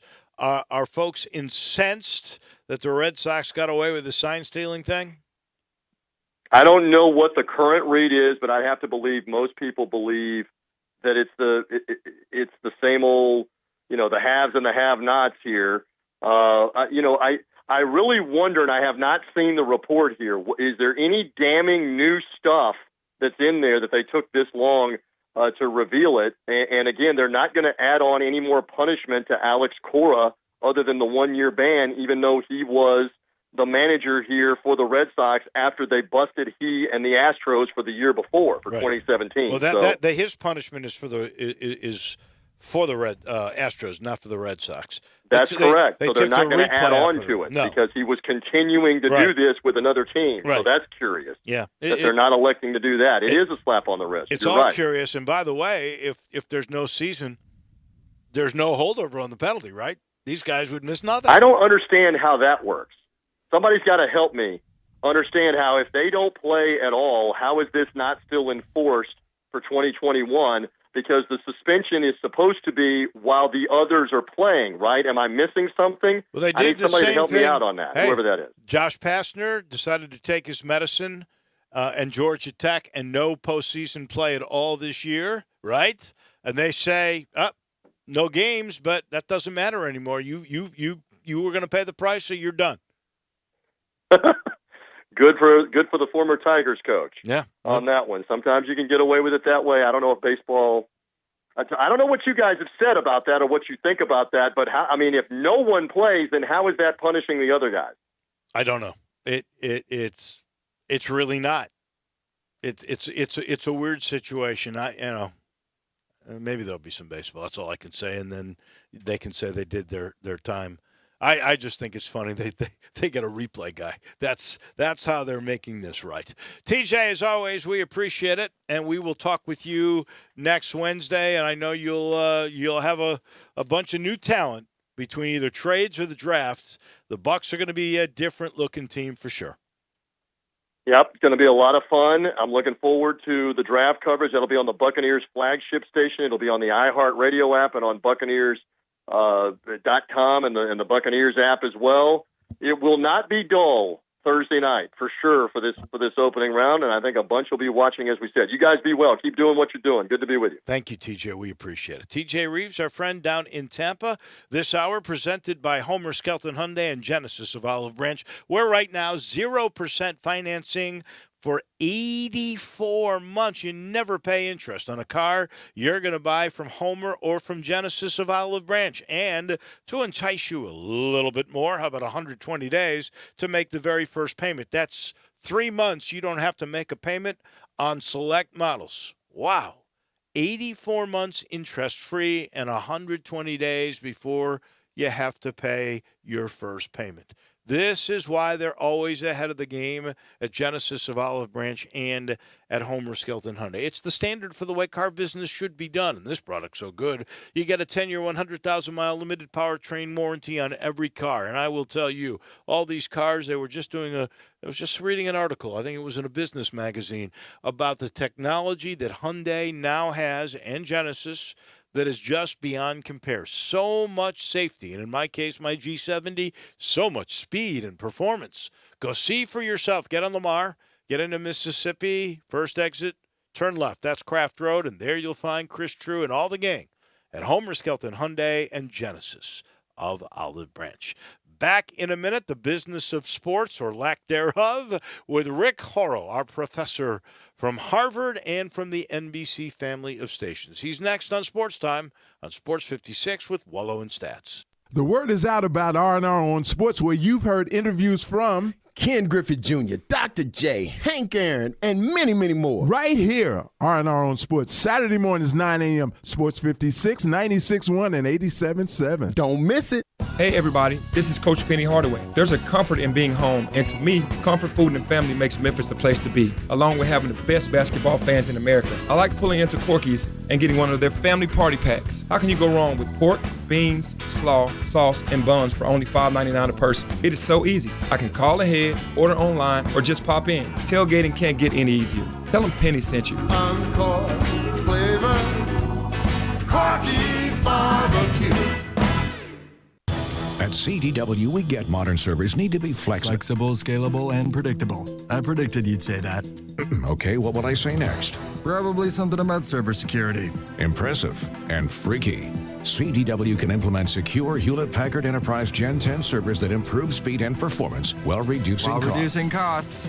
See, predictable. IT orchestration by CDW. People who get it. I predict a web address. CDW.com/HPE. I'm in your mind, man. Did you know nearly 40% of men under 40 and over 75% of men over the age of 40 experience sexual performance concerns? At the Memphis Men's Clinic, their experienced physician performs a comprehensive evaluation that determines which specific issues may interfere with your sexual performance. These issues can vary and range from anxiety to medical issues, low testosterone, or erectile dysfunction. The Memphis Men's Clinic has evaluated hundreds of men of all ages over the years and reestablished a normal sexual life. The Memphis Men's Clinic will work aggressively to resolve issues and allow you to restore your sexual health and overall well-being. That's the Memphis way. If you're 20 years old or 90 years old, come and get cared for the Memphis way. Treatment that's based on your specific needs after a professional clinical evaluation by their experienced board-certified physician. Call the Memphis Men's Clinic today at 901-443-0475 or visit memphismensclinic.com.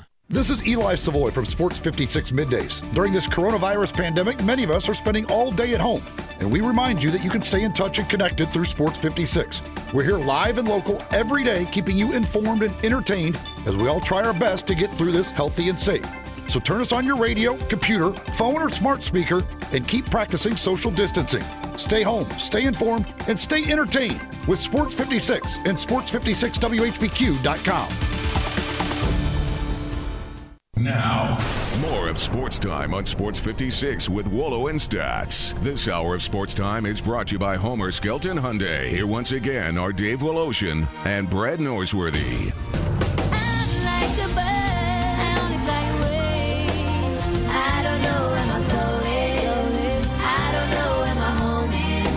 Welcome back in halfway through this Wednesday edition of Sports Time. We had a texter on the First Bank text line 67129. And we were talking earlier about the passing of Tom Nix, and somebody I had mentioned I felt bad that we didn't get him in the very first class of the Memphis Sports Hall of Fame, and a texter had asked if there was a website he could go to see that first class, and there is. You can go to memphisportscouncil.com. That's all one word, memphisportscouncil.com, and you'll find the Hall of Fame page there, and the initial class is up there. So please go take a look, and know that we are in the process of getting to our second one. In the meantime, we should have asked TJ Reeves, I guess, about this.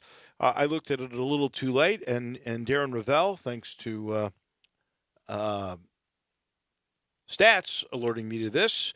Apparently, Tiger Woods, Phil Mickelson, Tom Brady, and Peyton Manning will play golf on TNT next month. The match is on. Wow. Yeah, and I guess it'll be fun. I don't know how much I really need to see Tom Brady and Peyton Manning play. I think I'd be just fine watching Tiger and Phil go at it. I'm with you. But it'll be okay. It'll be fun. Peyton Manning will be a lot of fun to watch. As promised, we always speak in this time slot with our professor from the wonderful university, Harvard, who does sports business there, and of course is on the NBC family of stations. Rick Horrow joins us now. I don't know if you've seen the Darren Ravel report, but apparently the TNT television golf match between Peyton Manning, Tom Brady, Tiger Woods, and Phil Mickelson is on. What kind of money does that bring in? Well, it's going to bring in a lot more money than before because you're going to have this as representing one of the first live sporting events in this new era, and I really do mean new era. So, who would have thought when you take a look at some of the numbers that last week's event with Tiger would be 2.16 million viewers on CBS. Wow. I turned it off, by the way. Did he win that? He won that Masters, right? Yeah, right. Yeah, exactly. It's like barely edged out. Nobody cares that it is a rerun. And so everybody's now talking about what's going to happen with the draft. The draft numbers will be epic. They will be record-setting. We are now talking about that as appointment viewing. Today I got my official draft party card, my virtual draft party card for the Dolphins here, and you line up a QR code. I don't even know what that is, but I guess you put that on your phone, and you RSVP, and then you get special access on your computer, and you get to see the Dolphins make 3 first-round picks, which may be horrendous mistakes, or they may put them in the Super Bowl. And so what you got is a telethon. I know you asked about the golf match, but I'll get around to it because the golf match will be a fallout positively of all of this stuff. Because when you think about it, what else do you have live?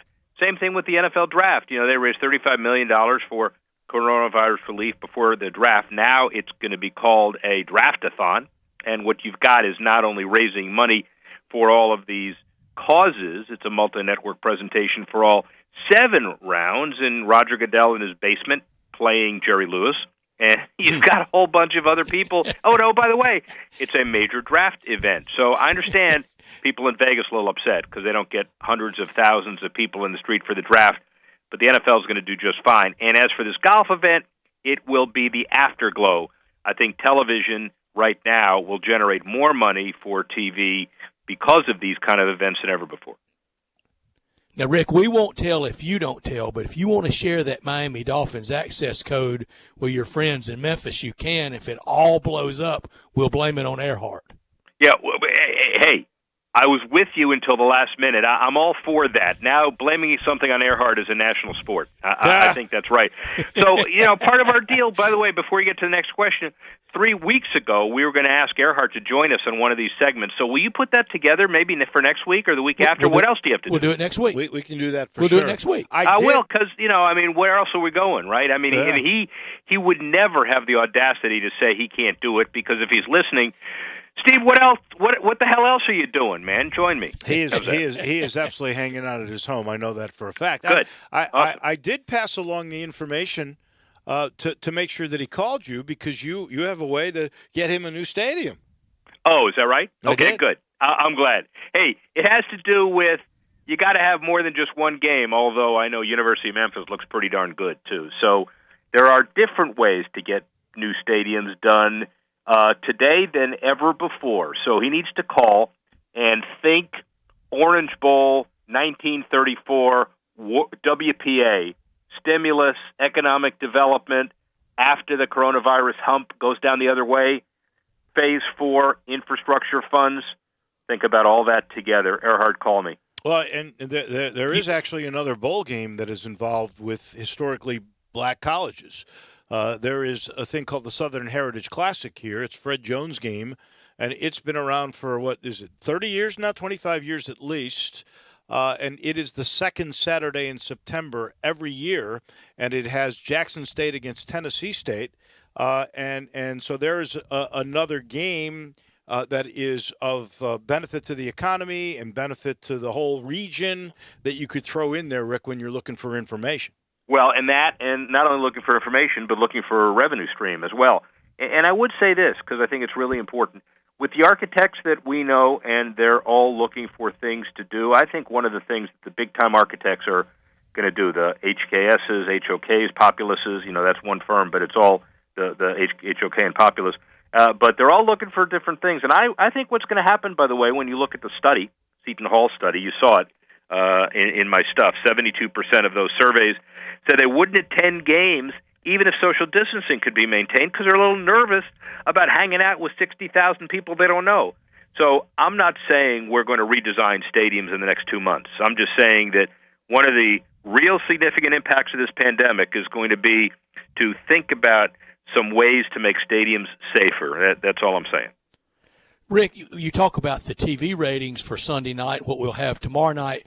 Do you think, and it possibly could move one of the two into making an era into being back too fast, but is baseball and the NBA, are they in a race to try to, for one, resume and one to start? Because Mark Cuban has voiced this. He knows people are ready to watch anything. Yeah, we all will watch anything. We've had this ongoing conversation about the Beverly Hillbillies. Well, I've watched all the episodes, so now I'm watching Bewitched, where she twitches her nose. Can you imagine? I mean, I'm educated. I'm pretty bright, if I say so myself. I'm not watching any more of this stuff, man. Luckily, my office is only on the second floor, so if I decide it's a home office and I've had enough, and I go over the side, I'll just break a bone. I'm not going to end it because it's too. If I were on an 8th floor, it'd be a different story. But I've had enough. We all had enough. I saw you on SEC Network. Is the beard new? Is this during the shutdown? Oh, well done. Yeah, well done. This is day 38 of the beard. Wow. I look like a combination of Charles Manson and Rasputin. Both of them are no longer around. Wow. So, yeah, can you imagine? Yeah, I have Rick, to Google look, that. And you are. You look very professorial. Wow, that's another way of saying I look homeless.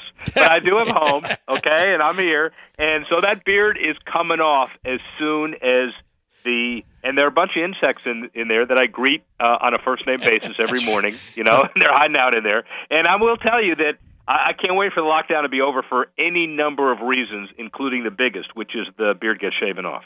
If Michael Jordan's Last Dance got $6.5 million for that 1 hour. Really? What do you think the combination of all three networks that are going to have the same feed for the draft?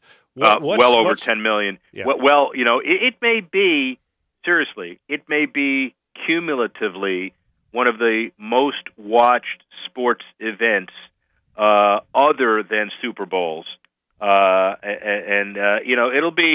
It'll be Final Four, it'll be Masters, it'll be driven, and I can't wait. I've already got my seat for rounds 5, 6, and 7 on Saturday. They'll be riveting, man. I can't wait for Mr. Irrelevant.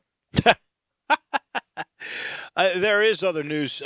Roger Federer, who's we know is not just a great player, but he's becoming more and more of a spokesman for the sport. He's come out and said enough already with having a separate WTA and ITP, men's tour, women's tour. We need one tour. Is he right, and will that happen? Well, he's right, but who knows if it'll happen. We don't have a separate men's and women's. We don't have a combined men's and women's golf tour. There are a lot of reasons for that are golf-related versus tennis-related and all of that. But there's governance issues, and I think one of the silver linings here, I really do, is that money is going to be so tight that the sports can't afford to compete against each other, and it may drive previous competitors into being companions. And I do think there are going to be a lot of good things that are going to be happening at the backside of the pandemic, and that may be one. Any other thing that you can think of? Because we try to learn lessons from bad times, right? Yeah, well, give me something else you think that we will have learned. Safer stadiums, this merger, maybe. Give me something else that you think we will have learned. So two earth-shattering things in 7.5 minutes. That's not enough for you. What's wrong with you? So, all right. Let me. So I do think the sports world is going to be a more productive place with corporations. I will leave you with one thing, one of these final thoughts. Remember, I sent you the stuff beginning of the week, and IEG, they're the kind of sponsor Bible every week, and they talked about 120,000 active sponsorship agreements that need to be redone or looked at because of the 20,000 events that are being canceled or postponed. So It's going to give lawyers a lot to do. I think that's a great thing as a lawyer. I mean, you can't pay lawyers too much money. But in all seriousness, the IEG Outlook says 79% of sponsors that were surveyed will approach their marketing mix differently. 60% of the properties will change sponsorship structures and sales. So, bottom line is, they're going to be a lot more creative. What does that mean? Tune in next week. How's that sound? Like that? We keep skyboxes though in stadiums. Yeah, well, but we may change them. We may change a little bit of them, and we may increase the level of skybox of club seats. You may be paying an extra amount of money now to be kept away from people as opposed to being close to people. How about that? I just saw your picture with the beard. I like it. You look very distinguished. Except for the insects, it's cool. What a bunch of gratuitous crap from you guys. I will talk to you next week. Rick, I had an English lit teacher that looked just like that. I swear I did. Yeah, well, you put that person, was it a guy or a girl? It was yeah, there you go. You put that person out to pasture really quickly. I had a beard when I first started teaching at Harvard when it was black. It was a little bit distinguished, and now I think I would scare most of the people. I'm certainly scaring my dog. My dog has just gone the other way. You get a tweed coat, you could be the English lit teacher at any place in the country. And it is no longer that color, that is for sure. How about those comments? Thank you. I've always wanted to be an English lit teacher. Thanks a lot, guys. Thanks, Rick. Have a great week. Later, bye. Bye-bye. Thank you, Rick. That is Rick Oro. I do like the look. It's not bad at all. Very distinguished. It is. I'll let you know this portion of the show brought to you by Conway. Conway Services, heating, cooling, plumbing, electric, and, of course, they're famous for their tune-ups. That 16-point Energy Saver Super Tune-Up. I like them so much I joined the Comfort Club because that way I know I don't have to mess with it every year. I know they're coming spring and they're coming in the fall, and I'm always in tune. And, therefore, I always have a reasonable MLGW bill. That's what you want, right? And you want your system to last longer. That's what happens if you get the tune-up. 16-point Energy Saver Super Tune-up. If you're not a part of the Comfort Club, $69, but $57 in the first couple of weeks. They call that the early bird. We like to call it the Wolo and Stats special. All you got to do is call 384-3511. They'll come out. They tune the inside portion of your system, replace the filter, make sure with 16 points that everything is in rhythm, efficient, so that your house will be cool this summer without costing you an arm and a leg. Then they go outside and they clean that outside unit that usually hasn't been cleaned for years. They get all the leaves, the dirt, the grime out of there. It's like taking that system to a car wash. And then they even take a little Teflon coating and they'll put that on the fan blades so that it's protected from the hot summer sun. All you got to do is make the call, 384-3511. That's the number to take advantage of this special. $69, $57 for the first couple of weeks. 384-3511. Conway Services, heating, cooling, plumbing, electric, and the tune-up. Back in a minute. Charlie Leonard, the wonderful basketball coach at Houston High School, but he started his career. Well, I didn't start. He's coached for 11 years for Tom Nix at Christian Brothers. We'll talk a little bit about the life and legacy of Tom Nix when we return to Sports Time on Sports 56 with Wolo and Stats. Take Sports 56 with you on your phone or tablet. Download our official Sports 56 app today. I'm here with the great Pat Donahue from the Rendezvous Restaurant Shipping Department. Thanks, Brett. We've been shipping our ribs all over the country now for decades from our USDA-inspected shipping kitchen in the Pinch District. We hand-cook our ribs in pits that Mr. Charlie built over charcoal, just like they do at the restaurant. So what comes in a rib box? We could do pork shoulder, we could do ribs, our sauce, seasoning, baked beans, coleslaw. We'll even throw in Pancho's cheese dip with our nacho boxes. We also put a bag of Rendezvous seasoned popcorn, heating instructions, some chef hats, some wet naps, and some other helpful tips from our kitchen. We ship our ribs overnight, exclusively FedEx. And we put them in nice packaging. We don't ever want to use styrofoam, so we use corrugated cardboard, actually 2 boxes that fit nice together, so the ribs get to you, your loved ones, or your clients in a safe, wholesome manner. Rendezvous ribs are perfect for out-of-town clients, customers, loved ones. We also ship ribs for any occasion. Where do we order these great ribs? You can go to www.hogsfly.com or give us a call at 1-888-464-7359. Charlie Burgos' Rendezvous Restaurant in the alley since 1948. Hi, I'm Troy Five-Ash, owner of Five-Ash Roofing. Do you have any idea why I never speak the way I am right now?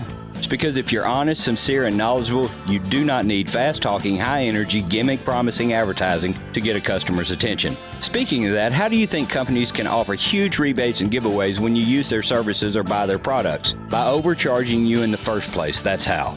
Five-Ash Roofing doesn't operate that way. It's misleading and dishonest. When I provide a customer with the best products and the best service possible and do it at a fair price, why would I need gimmicks to sell it?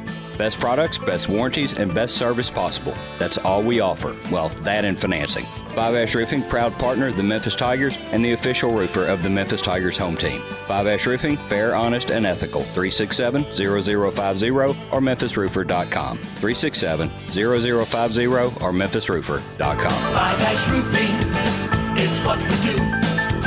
We're here for you.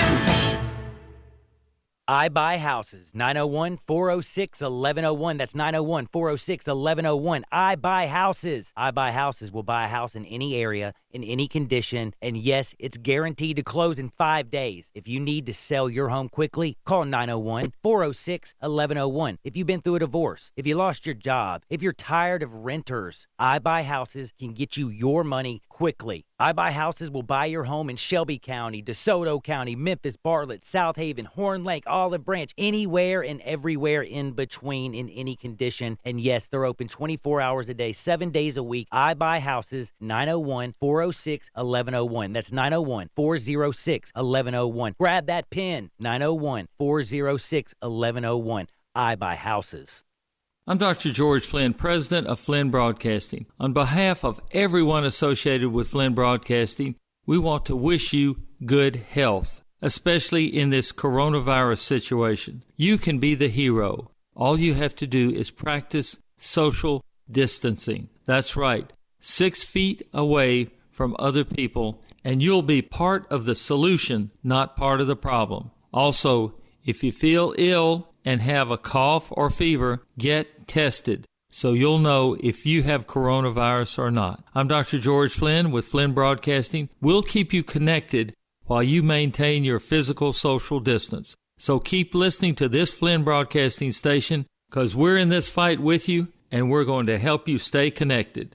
Now, more of Sports Time on Sports 56 with Wolo and Stats. This hour of Sports Time is brought to you by Homer Skelton Hyundai. Here once again are Dave Woloshin and Brad Norsworthy. Situation wrecks me. I can't stand the way you do it. Here's into hour number 2 on this Wednesday. Sad news today. Tom Nix passed away at the age of 93, won 239 football games. At Christian Brothers High School, he also won their only state championship. That was in 1977, if memory serves me correctly. Every one of those games that he ever won was all on the road. He didn't have a home field at that particular time because that stadium, Tom Nix Stadium on Walnut Grove, wasn't built until either the late 80s or the early 90s. He also was the boss for Charlie Leonard, no telling how many people he really gave guidance to that became coaches, not just players, but coaches and men of importance throughout the city. Charlie joins us now. A life greatly lived, wouldn't you say, Charlie Leonard? Oh, that's an understatement, and had an impact on just literally thousands of lives in this town. And, of course, a lot of those folks have gone on to other parts of the country, and the lessons that Tom, taught, they get passed on. And that it's a sad day, but it's a great day to reflect. What was if there's one thing he told you that stuck with you as a young coach when you first got the gig there? what was it that he told you?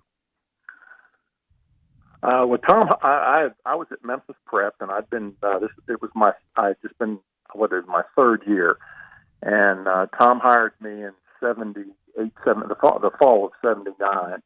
And when I got in there, I said, well, okay, what do you expect? Because the program had not been good at all for an extended period of time.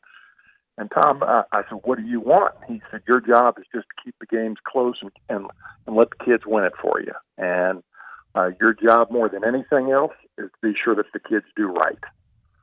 And, that part of it stayed with me from then on. I was fortunate enough to play for a guy named Bob Stevenson at CBU. And then when Tom hired me, it was kind of an extension of the same thing.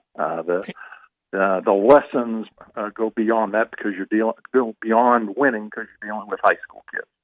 And, Charlie, in those times, very much a lot of the football guys went right to the basketball court, and come springtime, either to the track for track and field events or to the baseball diamond for baseball, not near as specialized as it is now. I know it's easy to be romantic about the days of yesteryear, but I like those days when whatever ball was being played, that's what we were playing. Well, and it wasn't just that. From a coaching standpoint, it's the things you learn from those other guys.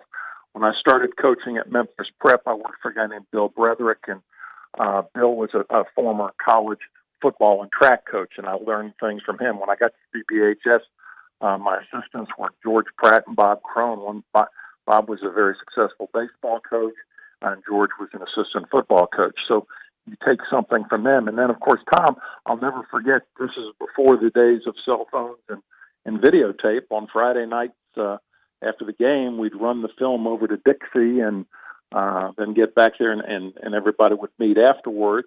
And it was just one of those camaraderie things.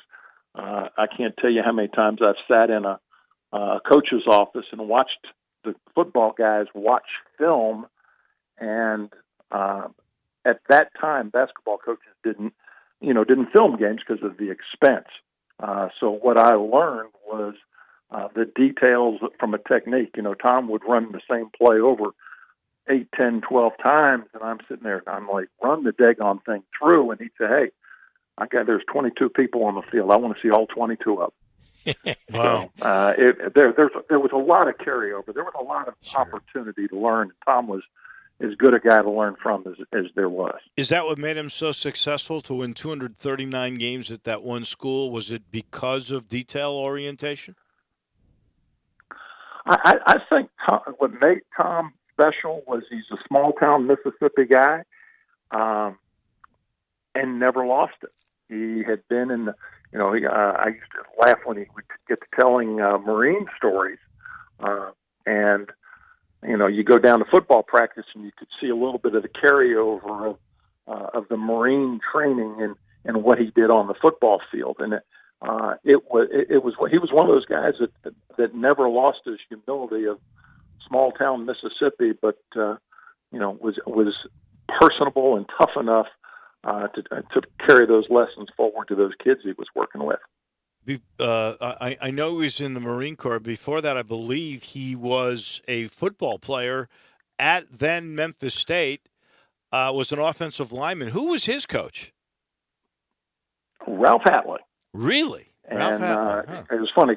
Because today, the person that called me this morning was Coach Stevenson, and Coach Stevenson and Tom had been buddies from the old timers guys that have gotten together, the Tiger Hall of Fame, the Memphis State Hall of Fame stuff from way back when.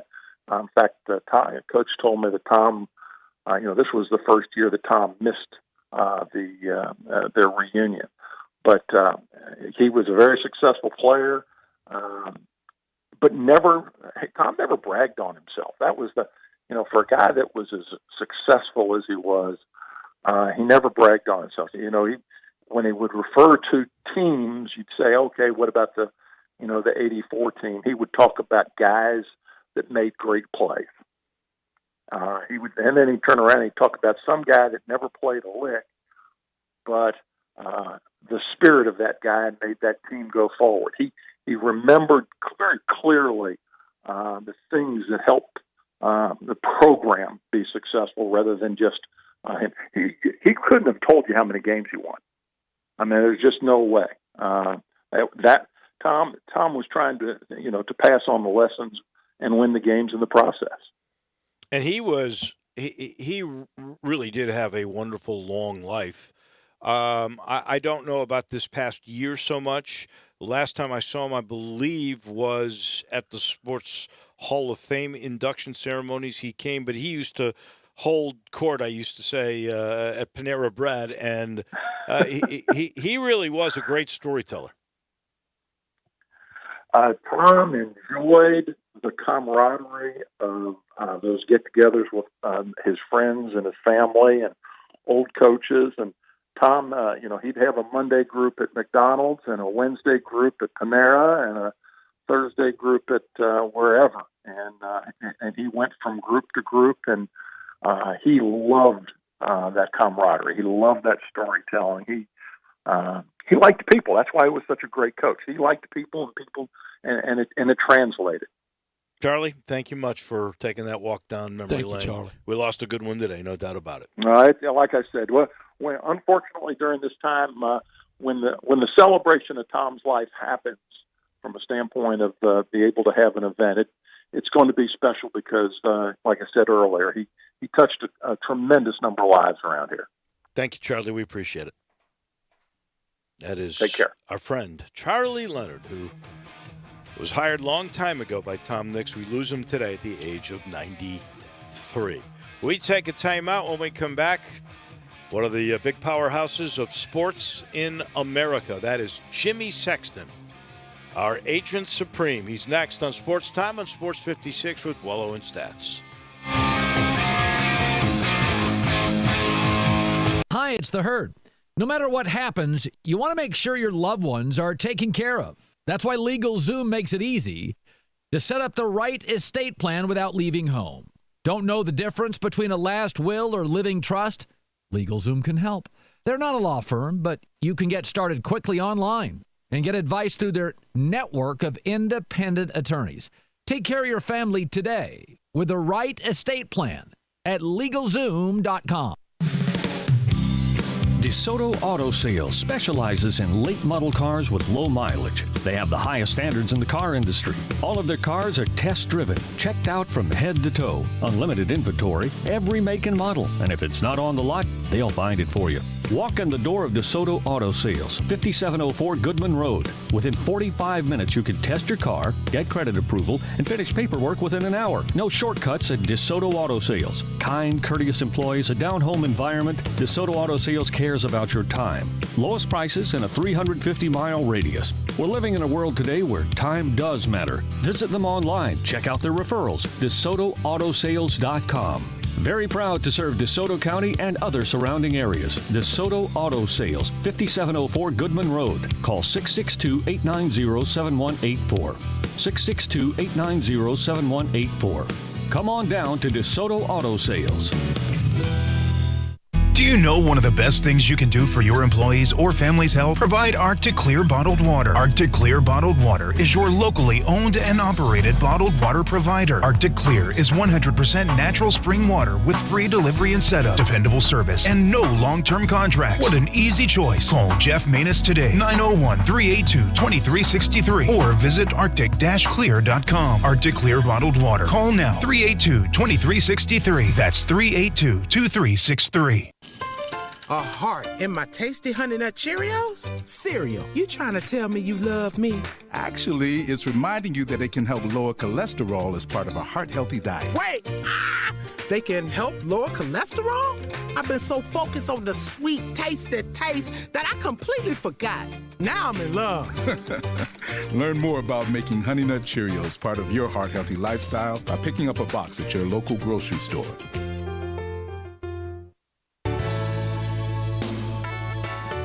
Listen Sundays at 11 a.m. to join Idlewild Presbyterian Church for worship. Idlewild is a PCUSA church located in Midtown Memphis.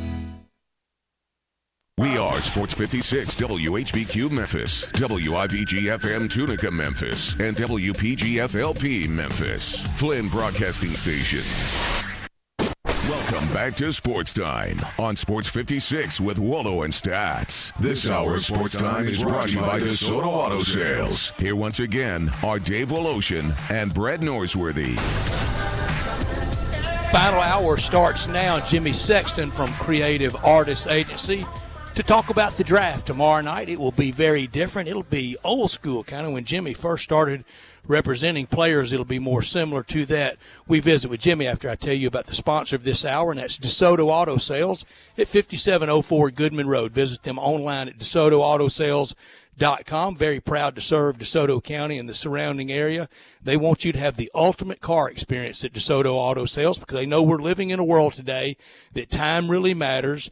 And you walk in, you meet with your sales rep, test drive your car, credit approved, paperwork completed, you're gone at about 45 minutes in time to get it done over your lunch hour or immediately after work at DeSoto Auto Sales. All the cars test driven, all checked out head to toe, unlimited inventory, every make, every model. If it's not on the lot, they'll go out and find it for you at DeSoto Auto Sales, where you're treated like family by kind, courteous employees, laid back, down home atmosphere, no high pressure sales at DeSoto Auto Sales at 5704 Goodman Road, 662-890-7184.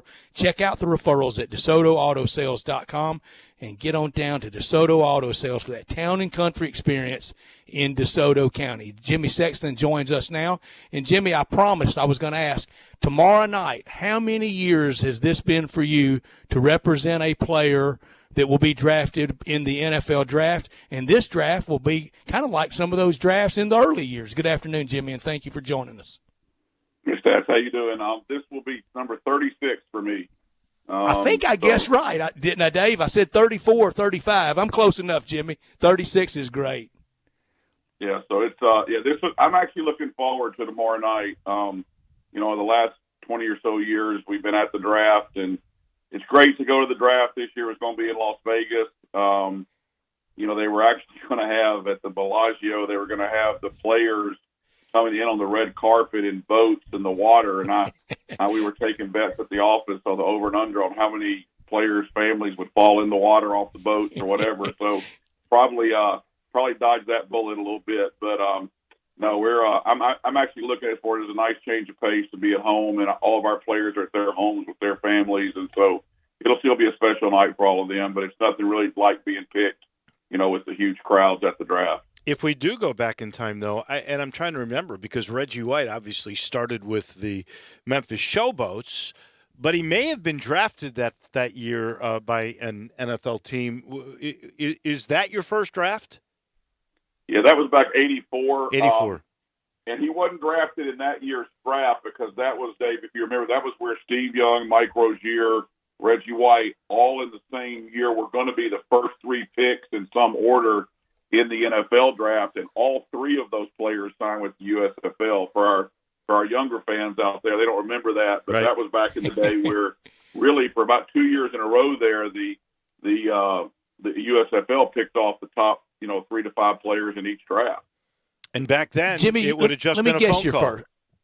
Yeah, let me guess I'm going to take a stab at your first guy, NFL. Was it the younger DeLong? You represented him, didn't you?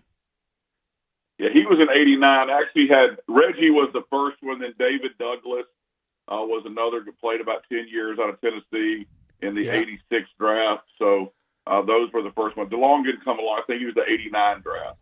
Wow, and David Douglas, his son was Austin, right? That's exactly right. Wow, but it really goes by fast. Well, tomorrow night you're representing Joe Burrow, right? Yeah, we have several guys that go high. I think we have Joe Burrow from LSU, Javon Kinlaw, South Carolina, C.D. Lamb from Oklahoma, A.J. Espinoza from Iowa, Justin Jefferson from LSU, Zach Bond from Wisconsin, Cesar Ruiz, and Isaiah Wilson. All those guys have a good shot to go in the first round. Isaiah Wilson's from Georgia, and Caesar's the starting center from Michigan. And for those guys, I know they're not going to Vegas or they're not going to like they were in Nashville, but they don't know it. This is their time, right? They may be on a phone call or a Zoom thing, whatever the heck technology you're all using. But for them, this is their moment anyway. It really doesn't matter, does it? So here's what's interesting to look out for, Dave, tomorrow night if casual fans watching it.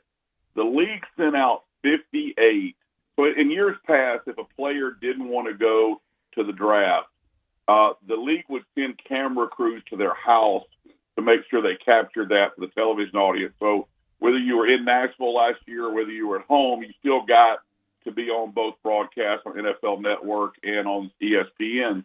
But this year, because of the virus, the league did not want to send crews traveling to the homes.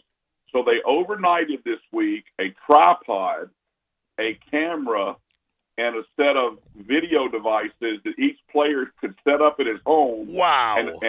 And dictate someone in his family to flip the switch when it was his time. So it's going to be interesting tomorrow night to see how smooth or unsmooth, if you will, that goes with each player, because you know how they've asked each player to have 10 or fewer people at his home, which is tough to do because most home draft parties have 30, 40, 50, 60 people. So it's going to be fascinating, even as long as I've done it, to watch how this comes off tomorrow night, because it's going to take a little cooperation from everybody to make it work, to say the least. Yeah, it's going to be spectacular to watch, and we need it so badly. We're all just so ready for something in sports. Jimmy, I think of one of the many things that separates you, but both in business and in the business that you're in.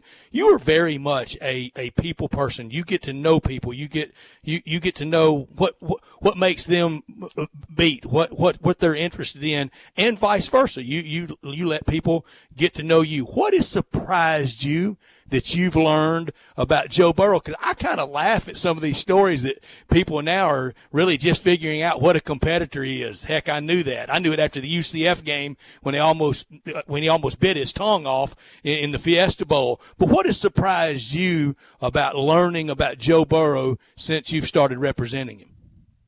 Well, we haven't spent as much time this year with the players, Dave, just strictly because they didn't get to do the whole last half of the process. I mean, really, we basically left the combine at the end of February, and then it was over. And usually there's so much more that goes into it in the month of March. The pro days, actually, LSU's pro day was a late one, and one of our agents, Brian Aroff, is actually the guy that works directly with Joe in his day-to-day representation. So it's going to be. We were talking about this today on our Zoom staff call about how it's going to be so interesting tomorrow night to have these guys picked and not be with them, because some of the best times you spend with them are at the draft, right after the draft, at mini camps and things like that. So there's a lot of uncertainty coming up, in the league about whether they're going to play with fans, without fans, whether college football is going to play. So it's been different this year in getting to know these guys. But, I mean, the one thing you notice about Joe, obviously, that the average fan even notices is what kind of year he had. I mean, probably the best year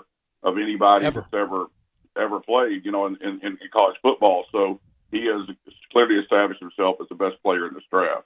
Jimmy, you've got so many guys in this first round. I think it's a testament to also just the quality of this draft. You've, as you just said, 36 of these. How would you rank this year in terms of quality of players top to bottom?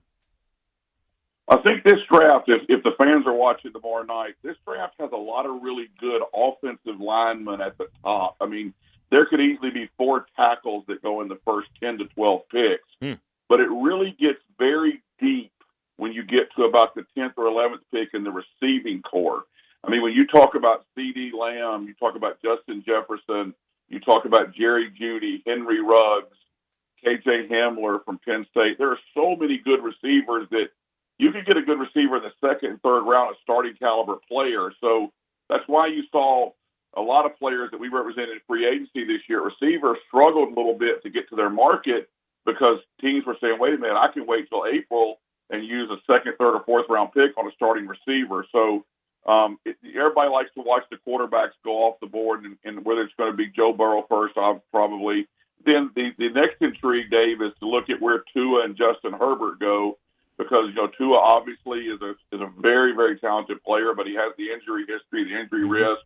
Justin Herbert's a very good player, and so when you look at the receivers, the offensive linemen, the quarterback, there's only 10 picks, obviously, in the first 10 picks. Which one of those guys make it into that? Which one of them don't? So, but the real thing to watch out for is where the quarterbacks go, where the top 4 tackles go, and then how deep the draft is at receiver. It's very, very deep at receiver. And tomorrow night with no Vegas, there will be no green room, and that might be even better for some, because we've watched draft nights of that player that is starting to have that awkward green room moment. Heck, Aaron Rodgers, he had to suffer through that. It all worked out pretty well for Aaron Rodgers, so no need to feel too sorry for him. But Jimmy, what are some of the draft nights when it's gotten very awkward for you? And you having to talk to that player and to his parents, and they're thinking, did I make the right decision? What's going on? How come people don't like me anymore? Have you had? I know you've had drafts that you've had that feeling. Yeah, we've had some interesting nights. I mean, I think back to when we had Randall Cobb and Julio Jones, and they trained together, became friends in the same draft class, and they were trying to figure out. Which one's going to go. One of them went in the first, one of them went in the second. It's just a longer wait for a second round pick. And you try to tell a player that it's going to be a long wait, but they don't really want to listen to that, because it's always been their dream to do that. But all these picks have time associated with them.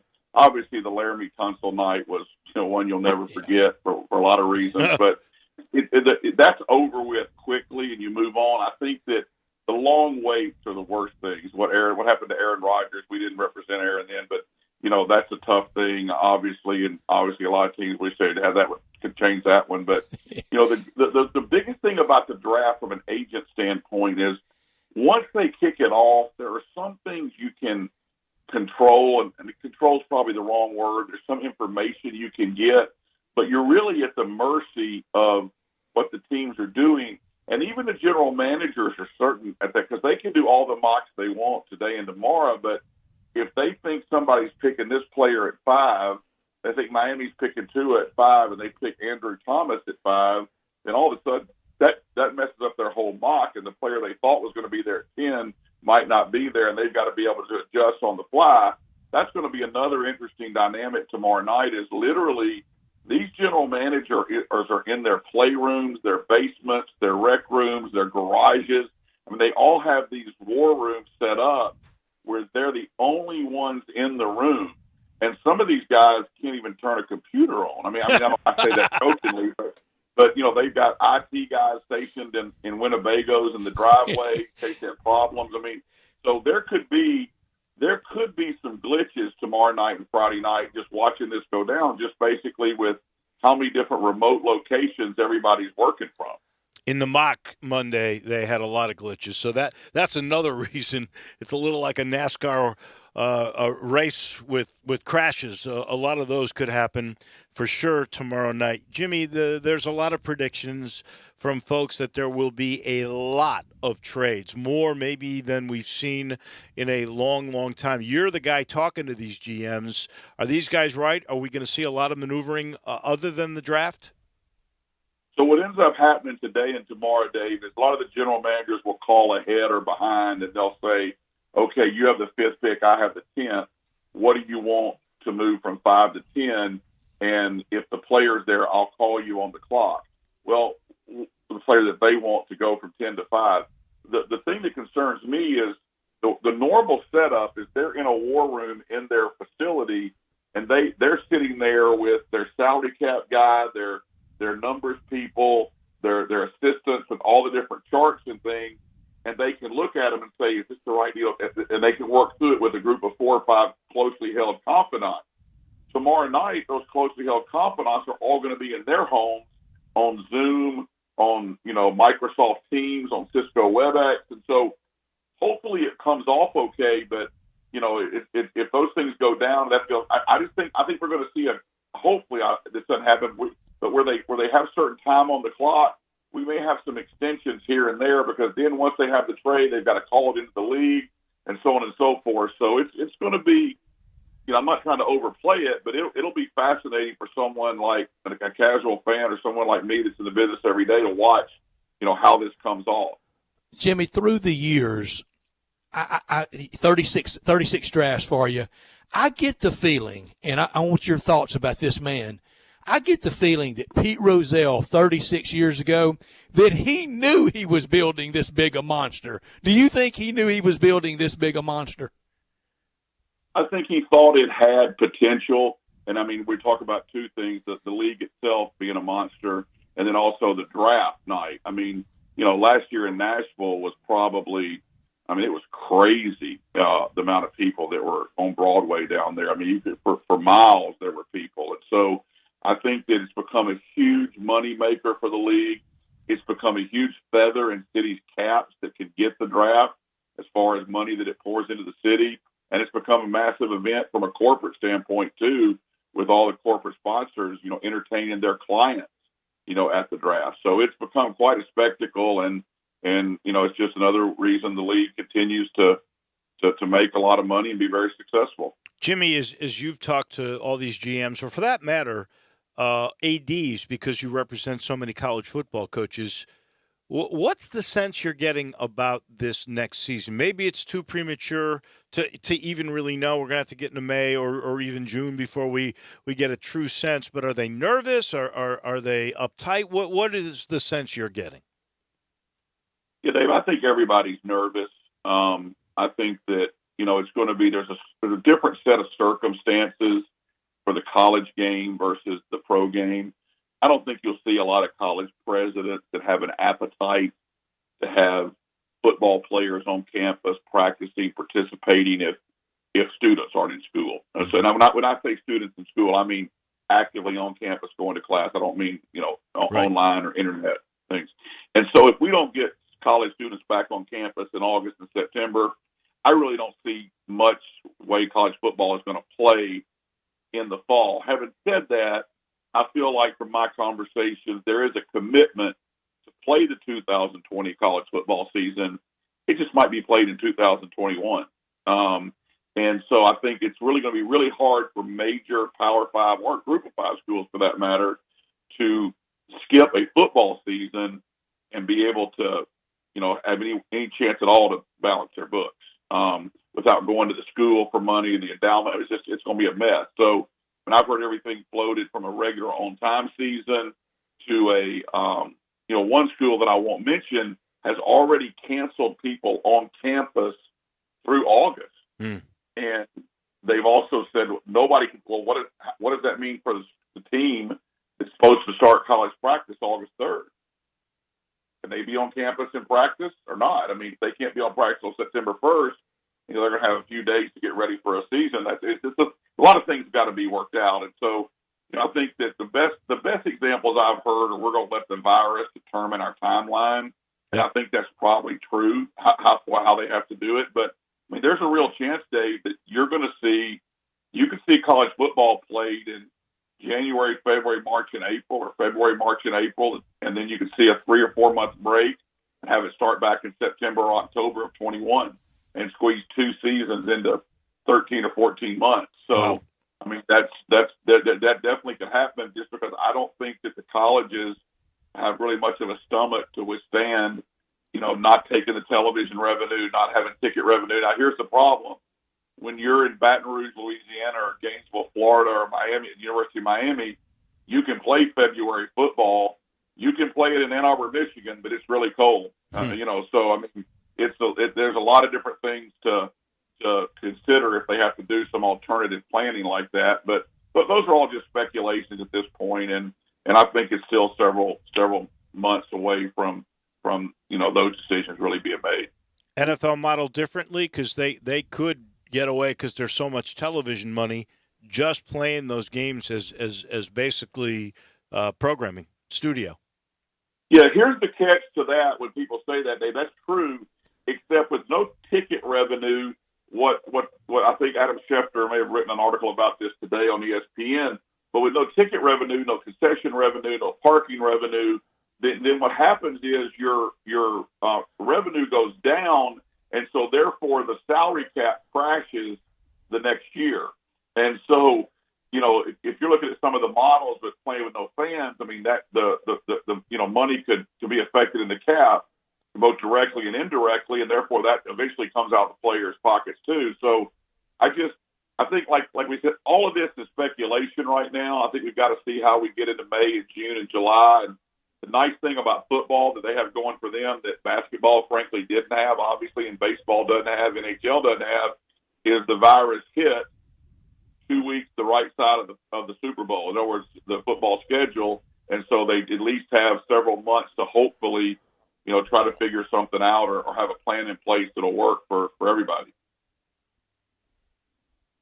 On the money as always, Jimmy. We truly appreciate your being with us today, and I know tomorrow night I just can't wait. It'll be fun. I think it is. Well, first of all, we're all hungry for something that's really like live that has meaning.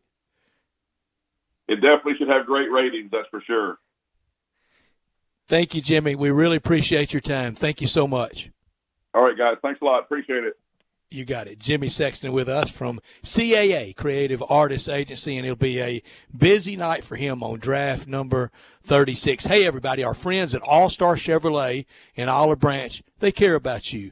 They've heard from so many of you who really want to buy a new Chevrolet truck or car or need service or parts right now, and they're listening. GM does have financing as low as 0 interest for as much as 84 months. 84 months, and you can be payment-free for up to 4 months. No payment for up to 4 months and 84 months of payments. But your safety is number one. Everyone at All-Star Chevy is doing everything to provide service, parts, and anything you need in the safest possible manner. They can pick up and deliver your vehicle for service and even deliver the parts to you.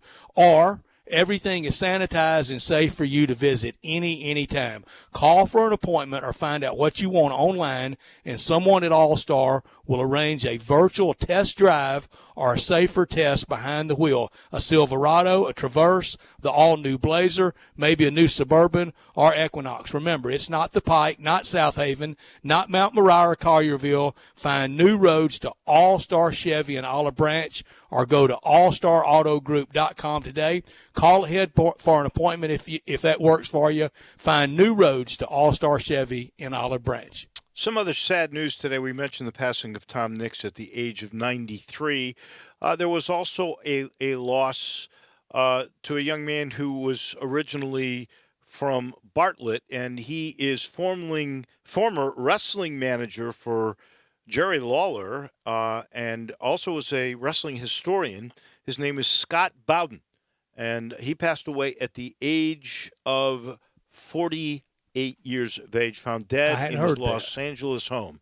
I did not really know him at all, and I know that he had a long-time association with Jerry, and so real sad news in the Lawler family, and for those in Bartlett, and I'm sure there are still some family members that reside here. But Scott Bowden passed away today at the age of 48.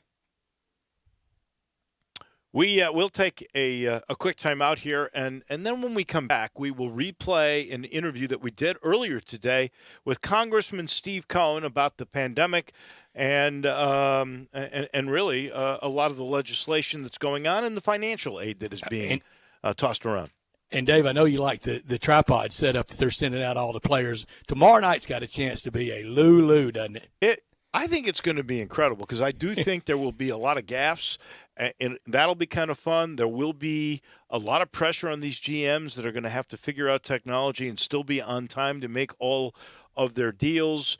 These trades are going to make this thing very dramatic. There is No doubt. We should also point out that the interview we just did with Jimmy Sexton, which was so informative, is already on our website. Let us take the time out. We're back in a minute. This is Sports Time on Sports 56 with Wolo and Stats. Greg Gaston and Eli Savoy get you through the midday with Sports 56 Middays. Delivered by FedEx. Weekdays from 10 till 1 on Sports 56, 96.1 and 87.7. Start your day at Sunrise Memphis. Located in Midtown, enjoy delicious biscuit sandwiches and all their menu has to offer with quick and easy to-go and delivery options. Whether it's breakfast, brunch, or lunch, don't distance yourself from great food. For more information on Sunrise Memphis, visit sunrise901.com or call 901-552-3144 to place your order. Stay healthy and eat Sunrise Memphis today. Hi, this is Rob Brown. Join Pete Cordelli and me Saturdays 8 to 9 a.m. for Sidelines here on Sports 56 WHBQ, 87.7 FM and 96.1. We'll cover the Memphis Tigers, the SEC, and your favorite team. Give us a call. That's Sidelines, Saturday mornings 8 to 9 a.m. Sidelines is presented by Duncan Williams Asset Management. So get up and give us a call. For over 8 decades, America's farmers have counted on the Little Red Tractor from Case IH, the Farmall, to help them make short work of their demanding chores. Well, Mid-South Ag can show you they aren't just for farms anymore.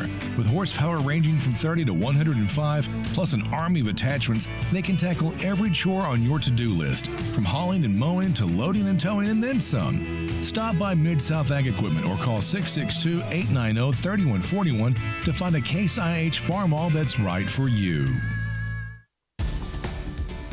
This is CJ Hurt from Sports 56 Mornings. During this coronavirus pandemic, many of you are spending all day at home, and we remind you that you can stay in touch and connected through Sports 56. Turn us on your radio, computer, phone, or smart speaker and stay up to date and connected. Meanwhile, keep practicing social distancing and remember to wash your hands often, and hopefully before long, we can get back to some sort of normalcy. Stay safe, stay healthy, and stay connected with Sports 56 and Sports56WHBQ.com.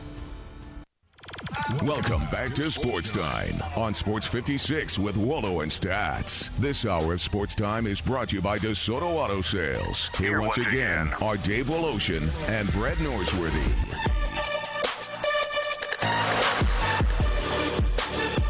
Cruising through our final hour on this Wednesday. Boy, we got a dynamite show coming your way tomorrow. Kevin Kane, Elliot Perry, Tim Doolin, Tim Brando from Fox Sports will be joining us in the 5 o'clock hour. We should have a lot of fun. Coming up, a replay of our conversation with Congressman Steve Cohn from earlier in the day. We'll do that right after I let you know. This portion of the show is brought to you by the Commissary, Germantown Commissary, Collierville Commissary. Both are still in operation. You want the best of ribs or pulled shoulder or chicken or tamales or lemon icebox pie or banana pudding, whatever you want that you've had for years. Walker Taylor and his crew, they're still doing it. They're working really hard. And Walker's been very, very fortunate that he hasn't had to really let many people go and that he's keeping the operation going. He's doing it with a drive-through service in Collierville. That's Poplar, Houston Levy Road, the new place that is beautiful, and you can just tool right around there, or you can do business at the Germantown spot, you know, that little quaint area of Germantown. They do curbside there. Either way, if you would like, so there's less exchange, all you have to do is call, place your order, tell them when you're coming, and then give them your credit card number that way, so there's no exchange, and it's just so darn easy. They're still doing business. The Germantown Commissary, the Collierville Commissary, still there for you. A little bit earlier in the day, we were fortunate enough to be able to hook up with Steve Cohen, congressman from the 9th District. He was in Washington. He had just gotten there late last night, and we had the opportunity to talk about this the federal aid that's coming, the stimulus money, all the legislation that Congress is working on right now. You are in Washington, Steve. Is that correct? And if so, how different is that, their social distancing, their stay-at-home, compared to the one in Shelby County? Well, I don't know that there's any difference in what the guidelines are and what the recommendations are. I just got in last night. I flew up on a nonstop from Memphis. I think it's the last nonstop for a while to D.C., but when I came up last night, Joe Theismann was on the flight with me. There were only 5 other people other than Joe and myself. It was good to see him. But we flew up, and there was hardly anybody in the airport, and there was hardly anybody out. And I went to my office, and I got in my car, and I drove to my condo, and I've been here ever since. So I'll go to the Capitol tomorrow. We'll have some special procedures to vote, given, I guess, 60 people at a time, 6 shifts, and I'll go do my vote and go back to the office, go do my vote, go back to the office. And I'll be coming home hopefully tomorrow night. Wow, these are really extraordinary times, Congressman, and I appreciate you joining us today. And Washington and the halls of Congress can be lonely at times anyway. I imagine it really is, because it's different hours. It's a lot of late night hours. What is it like going through is your office in the Rayburn building, going through the Capitol Visitor Center, walking out on the floor and nobody else there? Well, I've only been here once in the last 5 weeks before today. We've only had 2 votes. I came back on March 27 to vote for CARES, and then last night I went to my office. Of course, there was nobody there except the guards, and it was very quiet in the Rayburn, and that's where my office is. I didn't go up to the Capitol. Then when I came up on the 27th, there were folks in the on the floor because there was just debate going on, and there were folks put in the gallery to kind of have social distancing, so there were not citizens in the gallery. There were Congress people in the gallery, so we could be separated, yet be there, and I think that's what we'll have tomorrow, and I suspect we'll have that for a while. So that was unusual to look up and see members in the gallery. The rest of the building was pretty empty, but I went in through the Rayburn side entrance, and I left by the steps, and I got out of Dodge. I've been in Memphis mostly. The vote tomorrow is, I'm guessing, or at least part of that will be on the extra money to refeed the stimulus for the forgiven loans that will come to small businesses. I'm hoping that's it. And is that deal done? I think that deal is done because it's passed the Senate. It probably have nearly unanimous vote, I suspect. There'll probably be a few that may not vote for it. And it'll give the $250 that was originally sought by the Senate for small business, PPP, a Paycheck Protection Plan program. But it'll put an extra $60 billion in there. That's something that we insisted on to get some of the loans to be made through small banks, community banks, credit unions, and some other groups that are closer to the citizenry who can make some of these loans to groups that don't normally have a relationship with a bank but still need help with their businesses, real small businesses. And you have been adamant about some of those PPP loans, Congressman Cohen, and I think you led the effort to just really to publicly browbeat Shake Shack. You've mentioned Ruth Chris. I'm with you at the Judiciary Committee. Do you think y'all will have hearings on exactly how some of these people that we really wouldn't designate as a small business jumped the line and got a small business loan? I suspect this will go to government oversight, more likely, and of course there's going to be a special committee tomorrow, resolution to establish a special committee on oversight of these funds, which Jim Cummings will be in charge of. Clyburn, James Clyburn will be in charge of, and we'll vote on that tomorrow, as well as the what they're calling the Relief Bill 2, and it'll have the $60 billion. It'll also have another $60 billion for the EIBL loans, which are loans and grants, $10 million in grants and $50 million in loans for economically impaired facilities because of catastrophe or damages. They came about, and then we did get $75 billion for health and community healthcare workers, PPE, hospitals, and community health centers, and $25 billion, half of which, give or take 11, goes to the states directly, and the rest will go to CDC and NIH to try to set up a national testing program. So there was a lot of improvements in the bill, an additional $120 billion in loans, and then the $75 billion to the hospitals and $25 billion for testing. So it's a better bill. I was concerned. Steak Shack did give their money back. After they got their $10 million, and of course they applied for it, they said no. And then the only group that's come back and said no, we're not going to take it. There was a story I saw today over the wires that said that there were maybe like 80 companies that were publicly traded corporations that got money. So it was more than Ruth Chris and Potbelly and some taco company that had been more or less outed.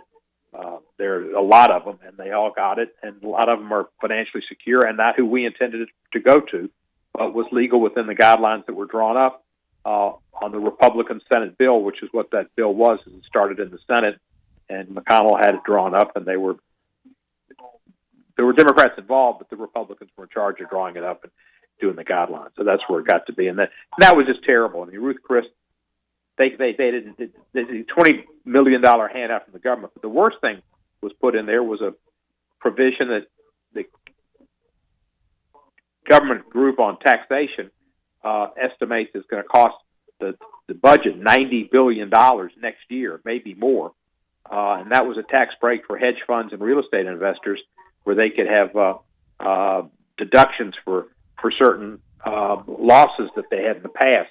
They were outlawed by the 2017 tax bill that was passed. They were limited to $500,000 in losses.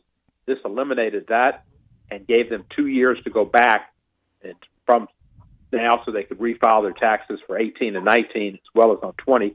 That's why I think it cost $90 billion immediately, and it's been estimated from 150 to 500 billion over the course of this law. And I've joined with Rosa DeLauro on a letter to try to repeal that law. And Lloyd Doggett of Texas and Sheldon Whitehouse, Senator of Rhode Island, got the Committee on Taxation to look into it in the estimates.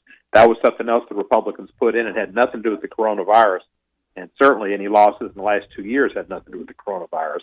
80% of that money will go to 24,000 people who make over $1 million a year. I mean, that makes you want to throw up. It does. Will you have a review of the Ivy League schools that have almost $140 billion in endowments with them getting their money? Harvard's even turned theirs back today. Will you lead the charge for the other 7 to turn theirs back?